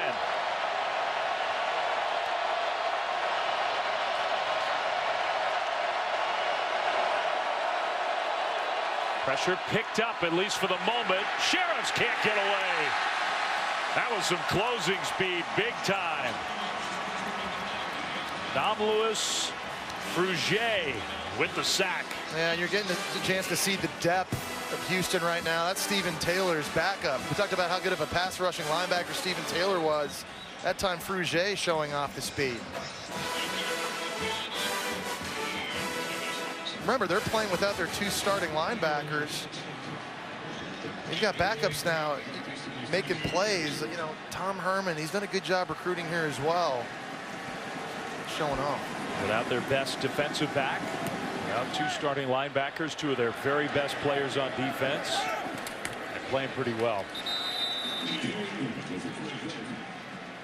So it's 35-7 Houston. We mentioned that Louisville game coming up, as many weeks from now. First things first for the Cardinals, they got to go to Clemson Saturday night against Deshaun Watson. You and I saw Clemson last week. Looked much more like, maybe not all the way back to the team they were last year. What do you think? One of the great quarterback duels that we're going to see this year. I cannot wait to watch that game. And of course, we're all talking about Lamar Jackson right now. He should be the front runner for the Heisman Trophy. Deshaun Watson probably hasn't played as well as he was playing late last year, but big time players make big plays in big games. I expect him to elevate his play on Saturday. That pass caught in the right flat by King. And for more on the Louisville Cardinals, here's Laura. Well, I asked Greg Ward Jr. what he thought about Lamar Jackson. He said, look, this guy is so good. What really sticks out to him on film is just the speed. And of course, Greg Ward, not a slow guy by any means. He said he has so much respect for Lamar Jackson, but he's like, look, I really want to beat him. Guess so. Yeah. You know, Lamar Jackson against Marshall last week threw 5 touchdowns and was limited, quote unquote, to 63 rushing yards. They asked him to grade his performance after the game. He gave himself an F. That's a little tough. High expectations.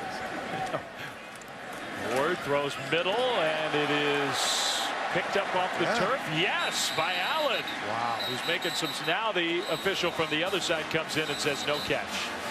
That's the worst throw we've seen from Greg Ward in this game. They're kind of running the skinny post. The Chance Allen, it's low. Yeah, I think it did hit the turf. Yeah, I think the ground helped him catch that as well. It's still impressive kind of getting those big paws underneath it, but yeah.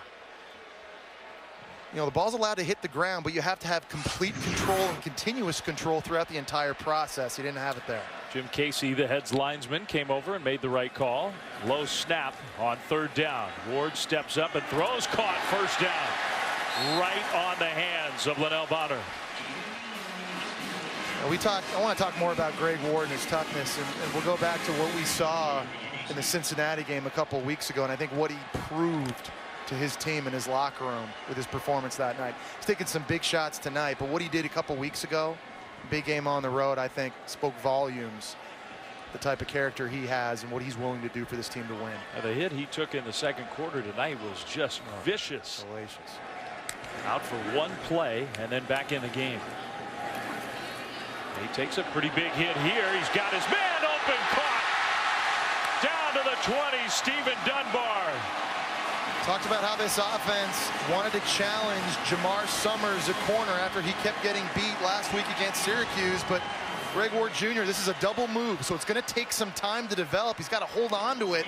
Takes a massive shot from Luke Carazola. And there's Stephen Dunbar getting by Jamar Summers.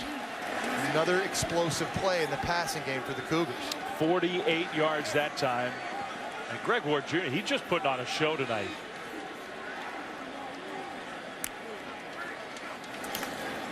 Handoff. So he gets a play off.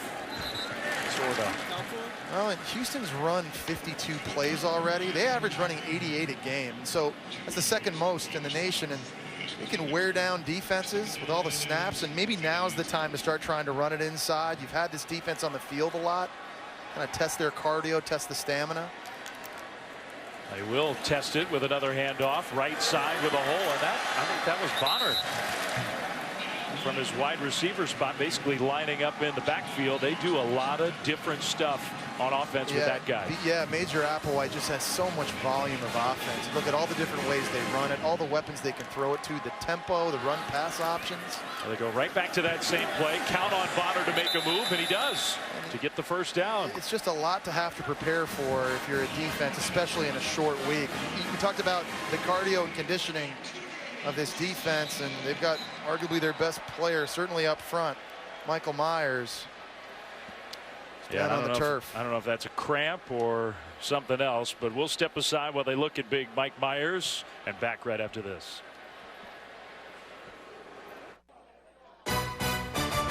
ESPN College Football, brought to you by the Home Depot. More saving, more doing.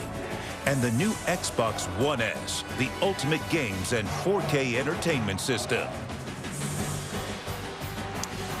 The cage sway pregame as Houston gets ready to start their games at home. Students, big numbers tonight. for this Thursday night game. 6th-ranked Cougars lead 35-7, and now it's 1st and goal for Houston, trying to add on.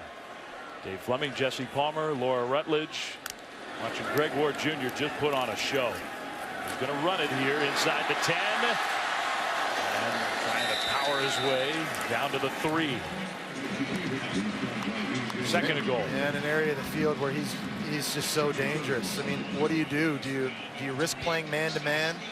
All these freak shows at receiver?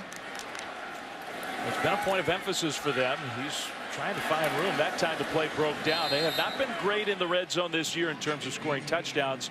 4 for 4 tonight, but now it's 3rd and goal. Yeah, and the issue is the offensive line and their inability to run the football in this area of the field when the windows are so much smaller and harder to throw into. And this is, to me, this is where this team needs to take its biggest step. This offensive line has to get more physical, I think, if they're going to have a shot at reaching the playoff. Plenty of time on the play clock.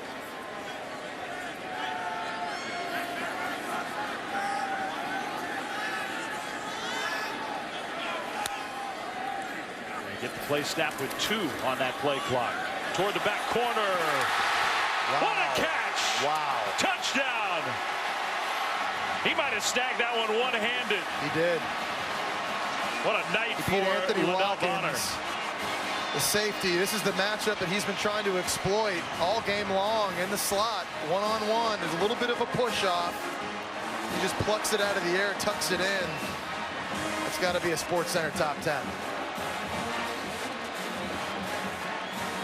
I mean, how pinpoint accurate has Greg Ward Jr. been tonight? I mean, puts that really in the only place his receiver can make a play on. He's got one arm. Man, what a night for Linnell Bonner. 11 catches, 145 yards, and that touchdown, and it is all Houston. Career night. Yeah, and he's really becoming the go-to receiver in this offense. He's really sort of separated himself as a big play guy, but phenomenal.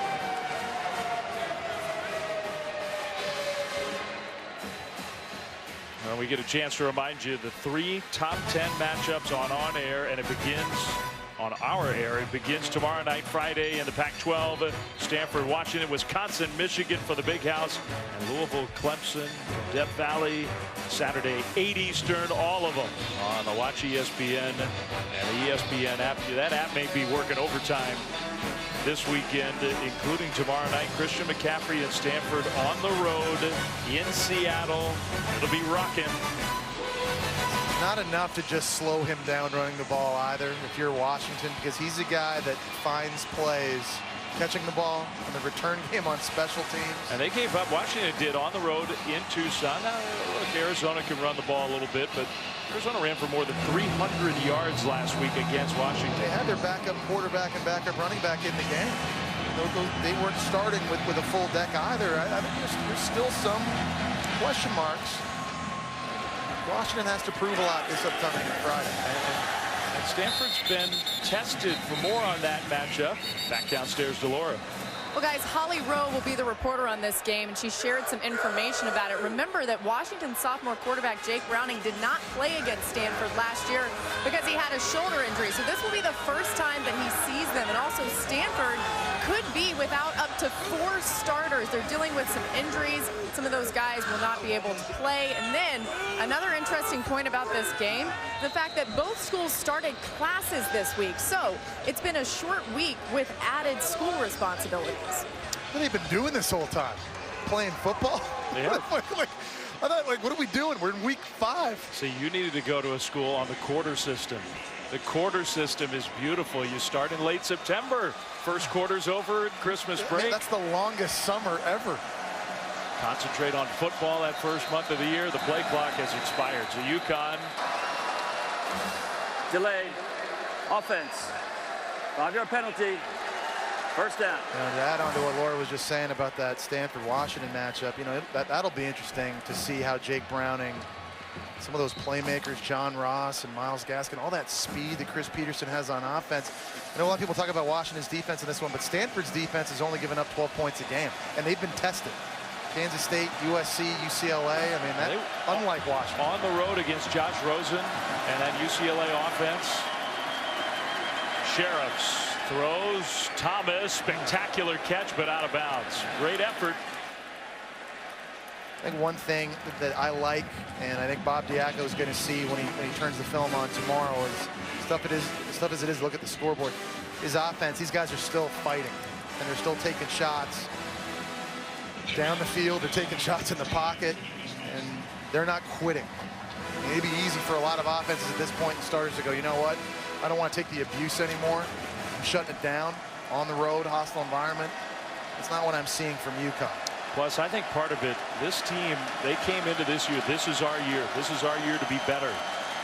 And they still have time for that to happen. Sheriffs taken off. Sheriffs stopped short of the first down, but got some positive yardage there. They have one of the most experienced teams in all of college football. Almost everybody back on defense. Lots of starters back on offense. Year 3 under their young head coach. This is supposed to be the year where things get better. Well, and it's about to get real schedule-wise. Cincinnati, USF, UCF, ECU, Temple, all division opponents coming up right away after this one. So they've got to flip the page, get back on track. Third down.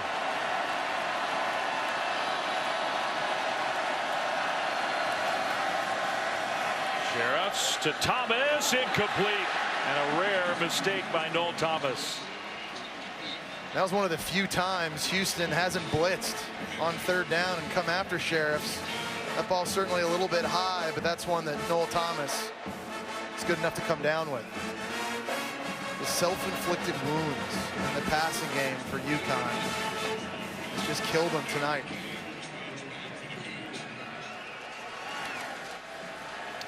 Justin Wayne, another punt for him. This will be his 8th punt of the night.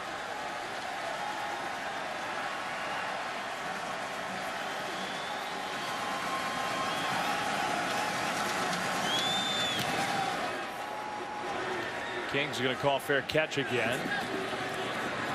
At the 30.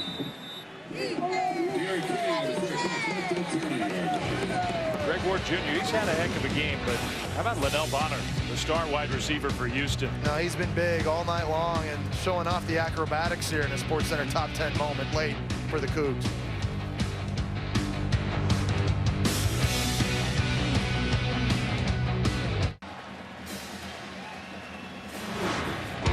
And 42-7, Houston up with a little bit less than 4 minutes to go in the third quarter. It's been one of those nights for Greg Ward Jr. Hasn't missed a lot, 28-32, 4 incompletions. When he has, he's not missing by too much. He's taking some big shots.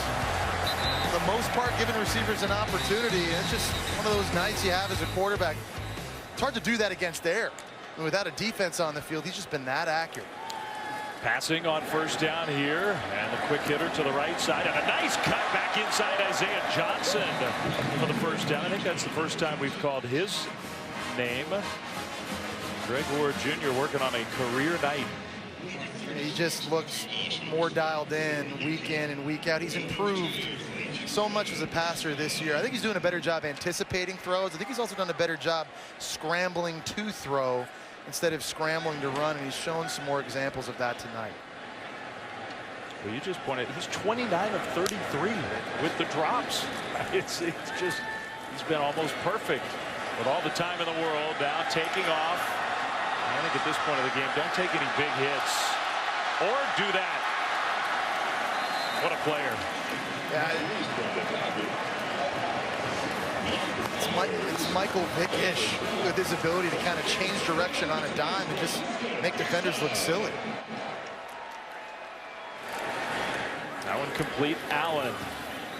They have stuck to that game plan. You said it early, Jesse, about attacking on the perimeter, and they've taken the shots downfield, but they've really used those sidelines to their they have, and Tom Herman's not taking his foot off the pedal either. It's 42-7 right now. Got a couple minutes left in the third quarter. A lot of coaches would be happy just running the football and getting out of here. Not Tom Herman. Little shoulder fake. Deep. Allen incomplete.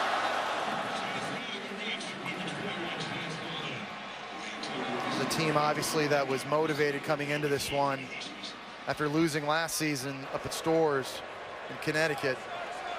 Tom Herman put up all the signs reminding them of what had happened a year ago. You heard him at bed check reminding everybody. Motivated team. 3rd and 7, a rare missed throw. Plus, it is the reality when you're not a Power 5 conference team and you're trying to be a playoff team.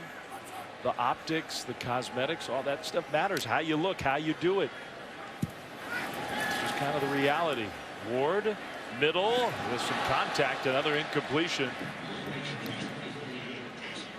So it's 4th down, and we'll go down to Laura Rutledge.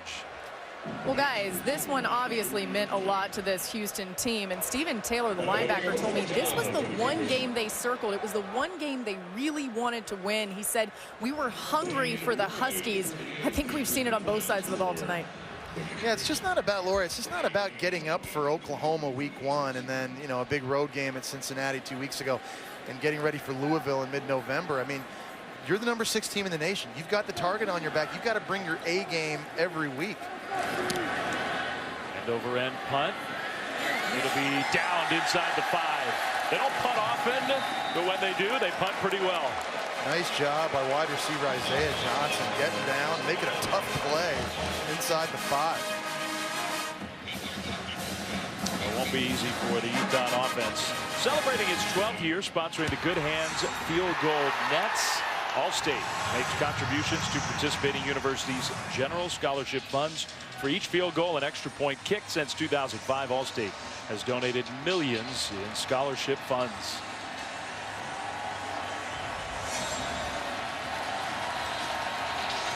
So a rare punt, but now the defense has a chance to make a play. Final couple minutes of the 3rd quarter. Handoff, Johnson. Maybe got a yard, maybe. This run defense is so good because they get penetration from their front. They eat up blocks, which allows the linebackers to run clean and make stops. And heading into this game tonight, opponents were averaging 1.5 yards a carry against this unit. Think about that. That's what you get. UConn's already far exceeded what they're normally giving up, but it hasn't been a lot. And it's not been a cream puff schedule. I mean, they've played 2 overmatched teams, but still. Another handoff, and he almost doesn't make it out of the end zone. Well, we saw Houston in Cincinnati. A huge play in that game was a safety when Cincinnati was right in this spot of the field, and it was close to a safety there. Garrett Davis, #1, who's playing in the slot now with Brandon Wilson out with an injury. He's had a big game. I like him. Well, they've got a lot of dudes that I think you can like on offense and on defense. Playmakers everywhere. And UConn really, I mean, that's as conservative as it gets. Let's not give up 2 points and try to get a couple yards to punt the ball away. Yeah, that's conceding field position and conceding possession of the football, no doubt. Which is no fun, no matter when in the game it is. But when you're down 42-7 and you have to concede. Listen, I can understand Bob Diaco's concern, though, just with this pass rush in the end zone. You don't want to be holding on to the football and risking taking a shot in the back of the head, fumbling the ball, and all of a sudden you got a defensive score. It's a tough predicament. From the end zone, Wayne booms one. This will be returnable, but a good punt. King, he actually made a fair catch, and he can't believe it. So, De'Aaron King looks a little bit frustrated. Houston gets the ball back. Those top 10 matchups Friday 9 Eastern, Stanford, Washington. Saturday 3:30 Eastern on ABC, Wisconsin, Michigan. Louisville, Clemson. Top 5 matchups Saturday at 8 Eastern, also on ABC. All of them stream live on the ESPN app, and all of them worth watching. Huge games this weekend in college football. Christian McCaffrey, 145 yards rushing per game, second in FBS. They said last week he had a bad game. He rushed for, what, 6 yards a carry and 140 yards on the road? He's just raised the standard of what we expect every time we watch him play. I mean, seriously. And UCLA, they have a legit defensive front. The Bruins have good defensive linemen, and they committed to stopping the run, and he carried it 6 yards a gain for 140 yards. But still made plays catching the ball, too, though. I mean, and that's kind of my point. It's a game plan nightmare for a defensive coordinator. Not much different than D coordinators that are going to be seeing this Houston offense down the road too. How do you stop Greg Ward Jr.? And I will say this about Stanford. I mean, they got away with it. Ward goes down on second down. Here comes a penalty flag behind the play. At some point, they will have to beat teams through the air if everybody's going to commit to stopping McCaffrey. Maybe a chop block here. Personal foul. Chop block. Offense. Number 52 and 76. 15-yard penalty. Second down. That's the first penalty of the game against Houston. Yeah, that's amazing. As clean as they've played. But, you know, it just goes back to the focus I think they came into tonight with, you know, motivated. You never want to say revenge game, but that was kind of the feeling I think you got listening to them and listening to their players, and they put it all together. It's been a complete performance tonight so far for Houston. Third quarter comes to an end, so they still have 15 minutes to go. But the Cougars have looked every bit the part of the number 6 ranked team in the country. Greg Ward Jr., Lenal Bonner and company up big against UConn.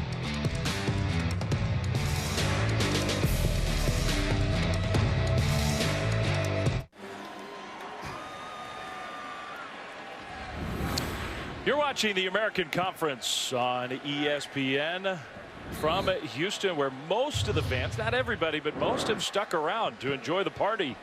Cougars up 42-7 on UConn with the ball second and long as we begin the fourth quarter, and their starter Greg Ward Jr. still in the game, sacked on that second down play by Cole Ormsby. I'd be curious to see how much longer Tom Herman is going to keep Greg Ward Jr. in the game. Obviously, game's in hand. You obviously don't want him taking any unnecessary shots. Again, he's not 100% healthy still. That right shoulder is still bothersome for him. I wouldn't expect to see him too much longer, I think, after this drive. There's a throw middle, and it's caught by Bonner. Will be stopped well short of the first down, but another catch, his 12th of the game. Wow. There's playmakers everywhere on their side of the football. I mean, you know, we haven't seen Duke Catalon tonight. He's out with a concussion, but I mean, we've seen depth at running back and guys make plays, and receiver. It's really hard to sort of isolate one guy you want to cover every snap. A lot of size on the perimeter of the field. Nice toys, Greg Ward Jr. to throw to. Dane Roy pins UConn back inside the 15 after the fair catch by Brian Lavelle. Our Panera Bread weekend menu. So it's the top 10 matchups, but even more good college football aside. Yeah, Texas-Oklahoma State will be an interesting one. Texas coming off a bye week. They've won 8 times in a row in Stillwater, and their head coach, Charlie Strong, indicated that he might have his hand more on the defense. The Longhorns, they just gave up 50 points against Cal, gave up a bunch against Notre Dame week 1. Be an interesting one to watch in the Big 12.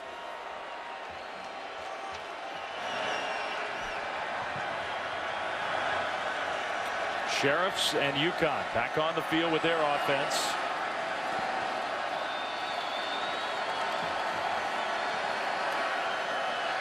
The ball batted up in the air, almost intercepted on the deflection. Ed Oliver, that's the second time he's knocked one down. And big number 52, Gerard Carter, almost picked it off. Yeah, this defense does such a good job changing the picture pre-snap post-up. Right now you got everybody up front. Look at the safety.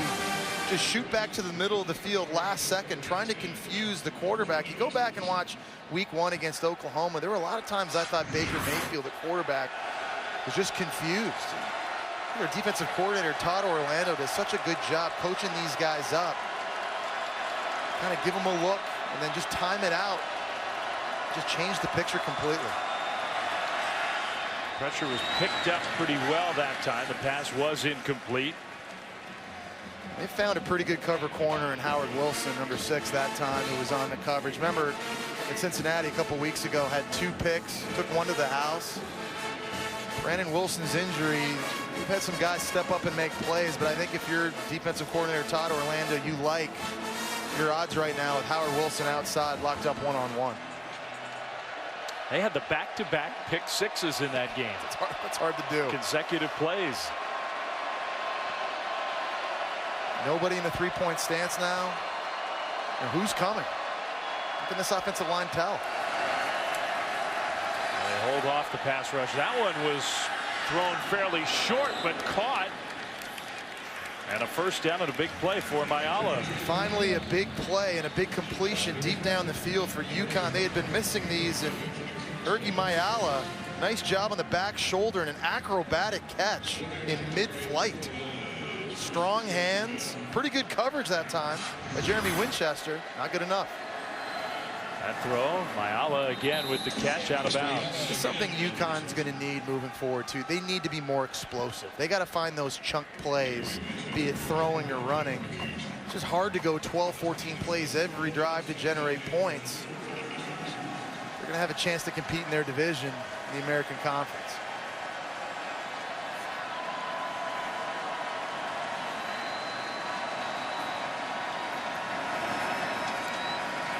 Sheriffs will be sacked.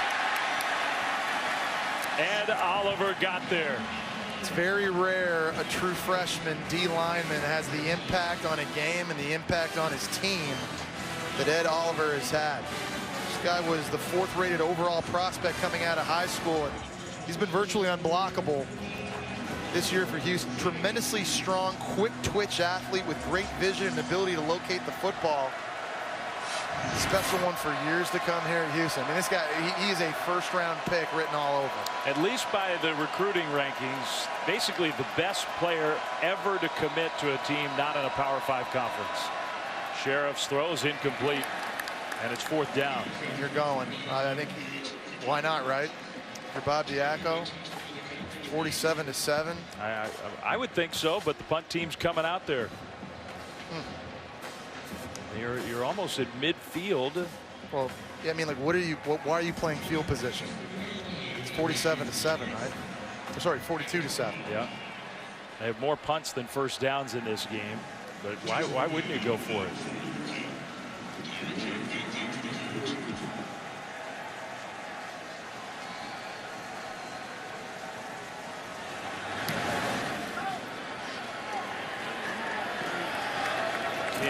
Fair catch.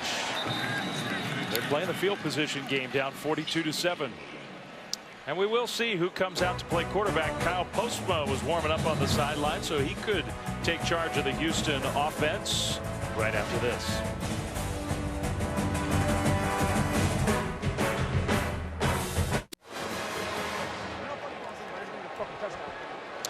It does appear that Greg Ward Jr. will get the rest of this game off for Houston. He and the Cougars are up big on UConn. 4th quarter, he finishes with career highs, 32 of 38, 389 yards through the air, 3 touchdowns passing. He ran for a couple of touchdowns.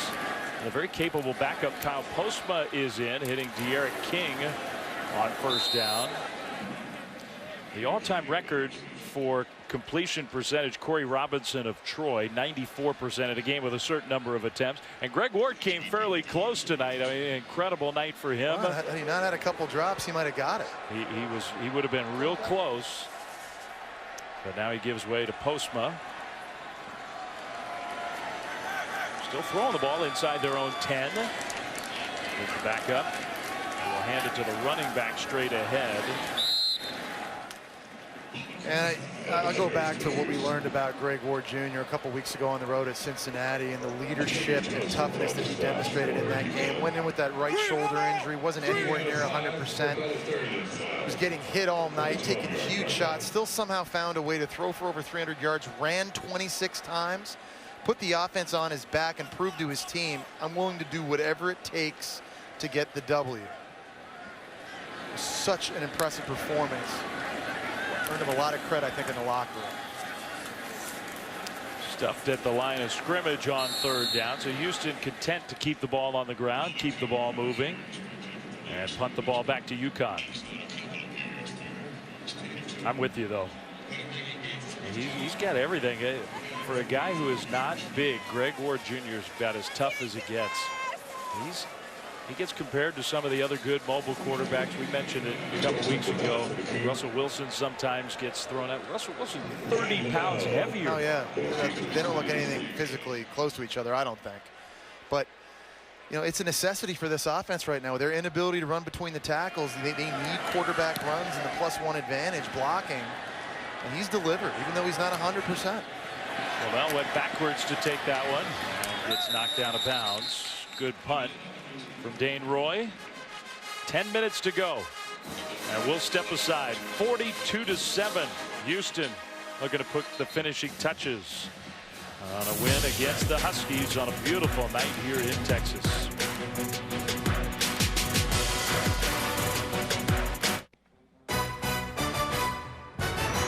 ESPN College Football, brought to you by Chick-fil-A.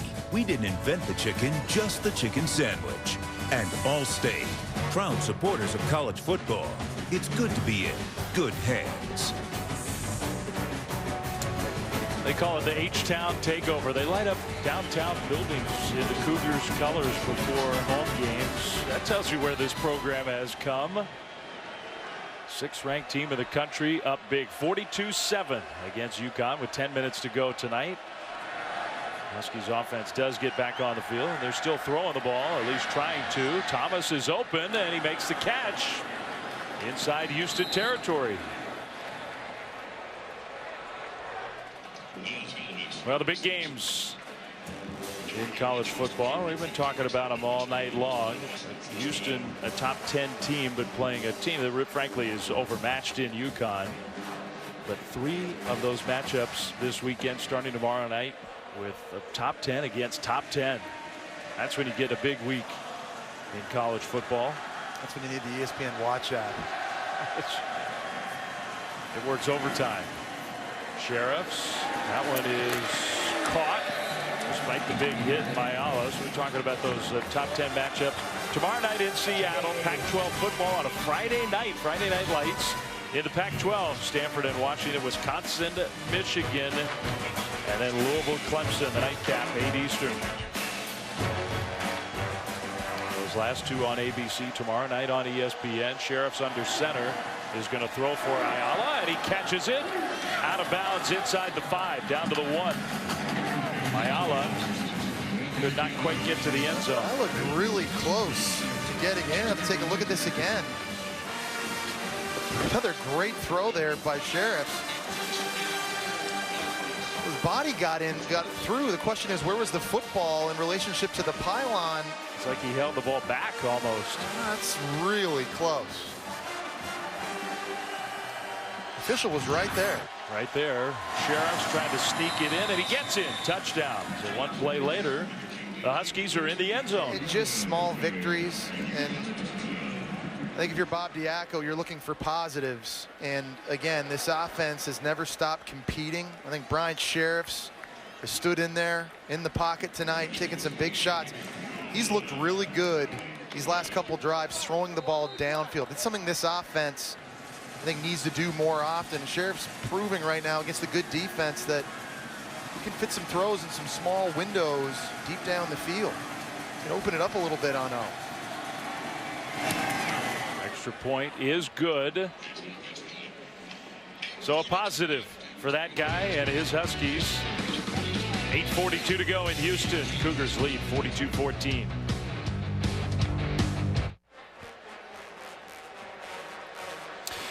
Well, tonight after our game, join Kevin Connors and Chris Hassel for SportsCenter at night. A full breakdown of our game, Dolphins, Bengals, all the NFL news, baseball highlights with playoff races on, everything else from a very busy sports day. SportsCenter at night after our college football right here on ESPN. 42-14 Houston. After a quick strike touchdown for the Huskies, Houston's going to get the ball back. And a kickoff deep into the end zone for a touchback.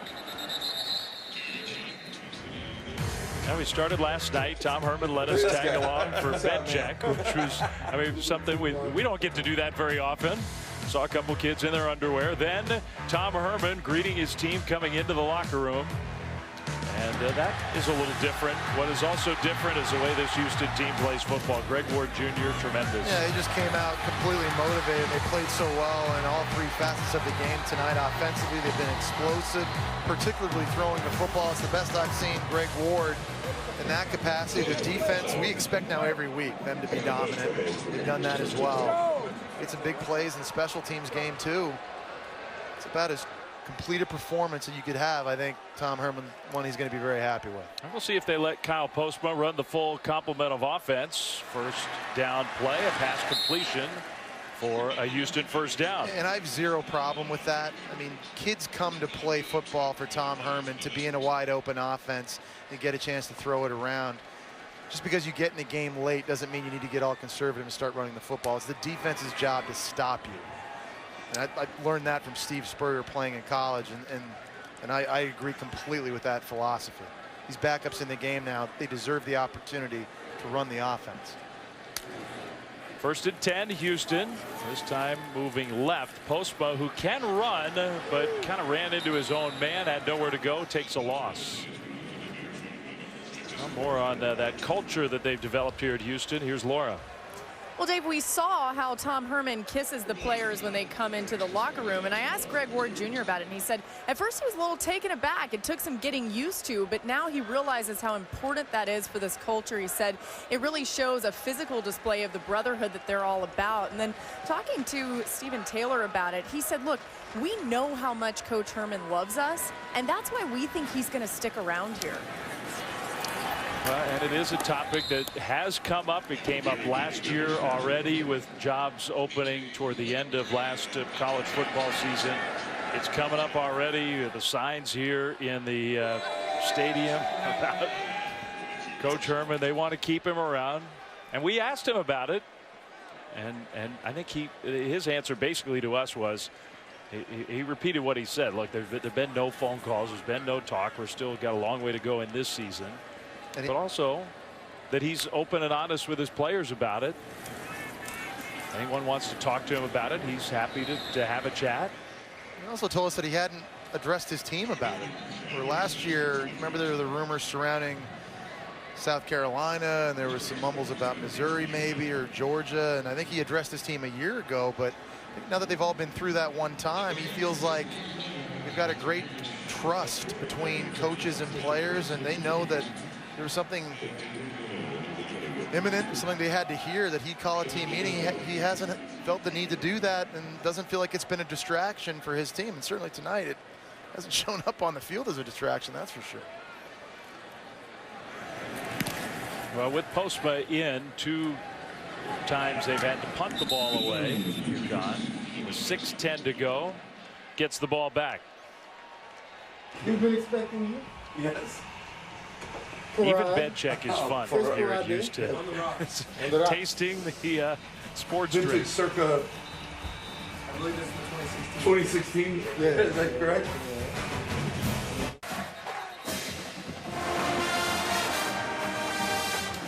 Well, lots to cheer about tonight here in Houston, where the Cougars trying to finish out a win against UConn, a conference win. Greg Ward Jr., Linnell Bonner. That was a heck of a combination. Yeah, it was. And the amazing part is that Greg Ward targeted Bonner 12 times tonight. 12 completions. That's efficiency. Here's a throw out to the left flat. And it's not the starting quarterback Sheriffs anymore. Garrett Anderson getting a chance to play. Threw a big touchdown in this matchup last year. They kind of lined him up and snuck him in as a running back. Had a double pass touchdown to Noel Thomas. Ended up being a huge play in the win for the Huskies. A big, strong kid from the Bay Area, Northern California. Long way from Stores. 2nd and 10. Completes a pass along the left sideline. Aaron McLean, the sophomore. I've got to be honest, I'm impressed these last couple drives. When UConn's gone wide open, it's just started using some tempo and started throwing the football. They're pretty good at it, you know, and I think that's something this coaching staff needs to take a long look at. I know it's not part of the formula for them, They're doing pretty good. Yeah, they are. That's the tight end, Tyler Davis, who's a converted high school quarterback who's finding a home at tight end. UConn continues to move the ball. There's a lot of season left, right? I mean, it's never too late to have a slight tweak in your identity, offensively or defensively. And with all the big conference games and some of the weapons they have on offense, these receivers that are making plays tonight, not just Thomas. Who knows what happens? Yeah, I agree with you. First down. That one caught again by the tight end, Tyler Davis. I mean, you know, part of it is, too, with the style that they play. Coming into this game, they had played 4 games, 2-2, all close games. And some of them against teams that I think UConn is more talented than. Almost an interception. Wow. Along the defensive line. And if you play the way that they're designed to play, where you grind out the clock and everything is so deliberate, so slow, you almost invite those close games. Yeah, you're right. I mean, the margin for error becomes so much smaller, and they've had some critical turnovers at the quarterback position early this year that have led to defensive scores, and they haven't been able to overcome that. And I agree. I think when you open it up a little bit offensively, I think you run more plays and you give yourself a little bit more of an opportunity. That throw is knocked away, incomplete. Third down. It's fourth down now, and again, or fourth down. Yeah, but it's just, it just surprises me that they're punting the ball on fourth down in the fourth quarter of a game where they're kind of getting blown out. Like, I just don't get the point. I'm not sure the message you're sending to your team and kind of and really what you're trying to work on. Does that make any sense? No, it does make sense, and I think there is a message when you do this.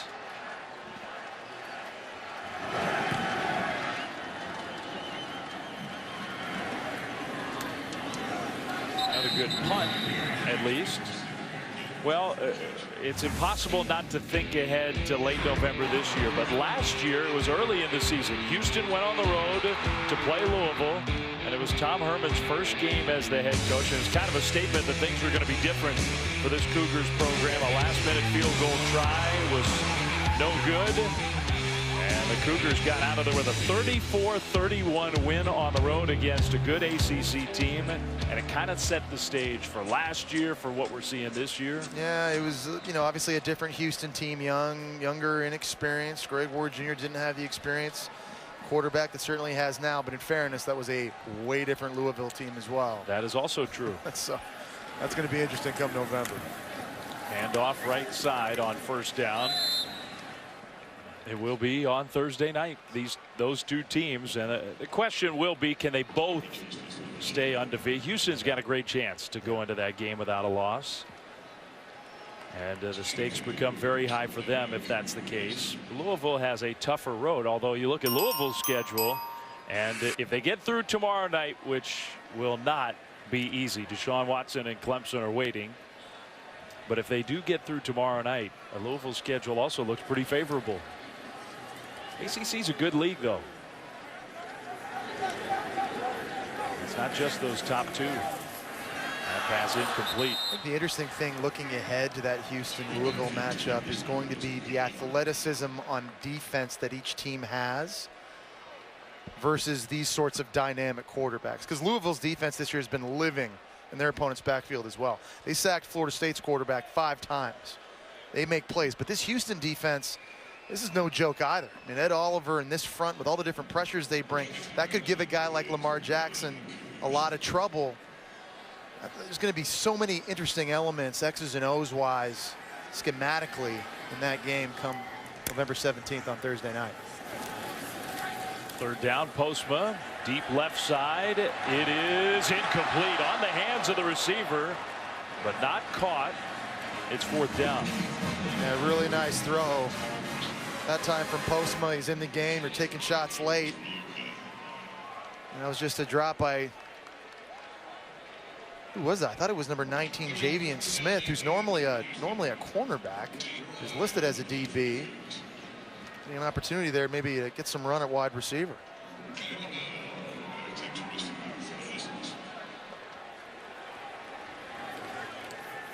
Under 4 minutes to go. The fourth quarter has slowed down with teams punting the ball back and forth. UConn will get some good field position out of this exchange. So the Huskies getting the ball back. Dave Fleming, Jesse Palmer back with you here. And what did we learn tonight from this performance by Houston? I think it would have been a little different perhaps if Duke Catalan were healthy and had played. Maybe test that power running game in the middle against a good defensive line for UConn. Yeah, listen, Houston plays really, really good defense. We knew that. Greg Ward Jr. is a really good quarterback. I'd never seen him throw it as well as I saw it tonight. And that shoulder certainly is looking like it's healing.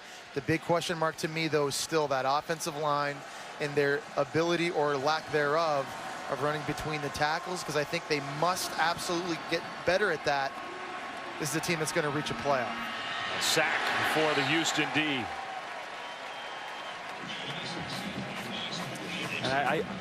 And Dave, that offensive line for Houston was a big question mark coming into the year. Remember, they only returned one starter. That was Will Noble at center, and he's only a sophomore. And you know, they've had some different guys play the guard positions this year. They lack continuity. I think that certainly hurt their ability to run the ball in between the tackles.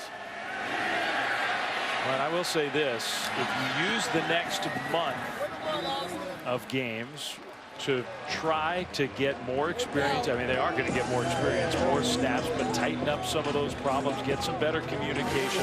I do think it's a group that has a chance by late November to say, look, they've come a long way. You know, offensive lines as a unit get better. You saw that, I think, last year with Clemson. They were a completely different offensive line at the end of the year than they were at the start of the season. And so you're absolutely right. And these guys need more continuity. They need more snaps together, and they need to kind of be thrown in the fire. But, you know, it's a small group. They average basically about 290 pounds a player. Well, they're handing it off on 3rd and 18, and it might work, although stopped short of a first down into Houston territory. And now they're going to punt it again or go for it this time. The big picture, it looks like they're punting. In the big picture, I think it's going to be hard for Houston. I mean, it's great to be able to run outside, throw quick throws to the perimeter, but against a defense like Louisville, I think you have to have a little bit more balance and at least threaten to run between the tackles to set up play action and take shots. This will be his 12th punt. Folks who like the underdog tonight might appreciate the fact that they're punting it, but otherwise it's hard to understand. 4th and 6 from Houston territory. Fair catch. Houston gets the ball back, and I think a first down will likely end this game if they can get it. So Thursday night football just about in the books.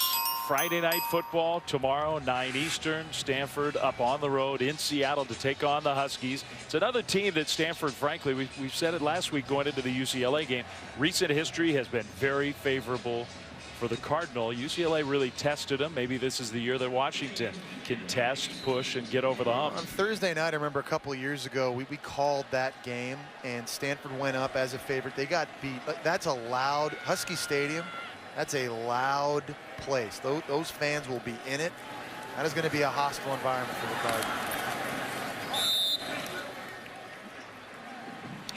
Well, one thing about Stanford, they are being tested every week. They started off with Kansas State, which was no picnic.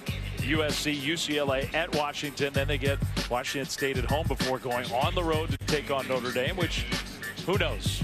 Is that as tough of a game as it looked at the start of the year? Maybe not. I mean, you know, there aren't many coaches who get their team ready to go week in, week out like David Shaw does. I feel like we look at Stanford's schedule each and every year. It's an uphill battle. Brutal. It's brutal what they have to go through, and yet David Shaw gets those guys ready to roll week in, week out. You played 9 Pac-12 games already, so you know those are going to be tough conference games. And then you schedule Kansas State and Notre Dame as your non-conference games, Power 5 teams and good ones. To win the conference, now you got to play a 13th game. I mean, it's just not easy to do. Speaking of schedules, you know, the good news for Houston now, playing on a short week Thursday night, they get extra time to prepare for the option attack of Navy next week on the road. We talked about this being the 5th game in 25 days. They've had 2 Thursday night games in 3 weeks. That's hard to do. Their team's been kind of banged up, but it's nice to have that extra couple days to get ready for an unfamiliar offense. could be the final play. They let the clock go all the way down to 0 and a flag is thrown. So it was 3rd and 2. I don't think that was the plan.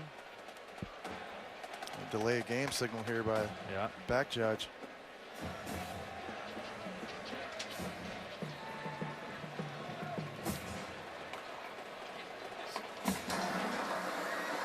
Delay of game. Offense. 5-yard penalty. 3rd down. By rule, there will be a 10-second runoff. Please set the game clock to 37 seconds.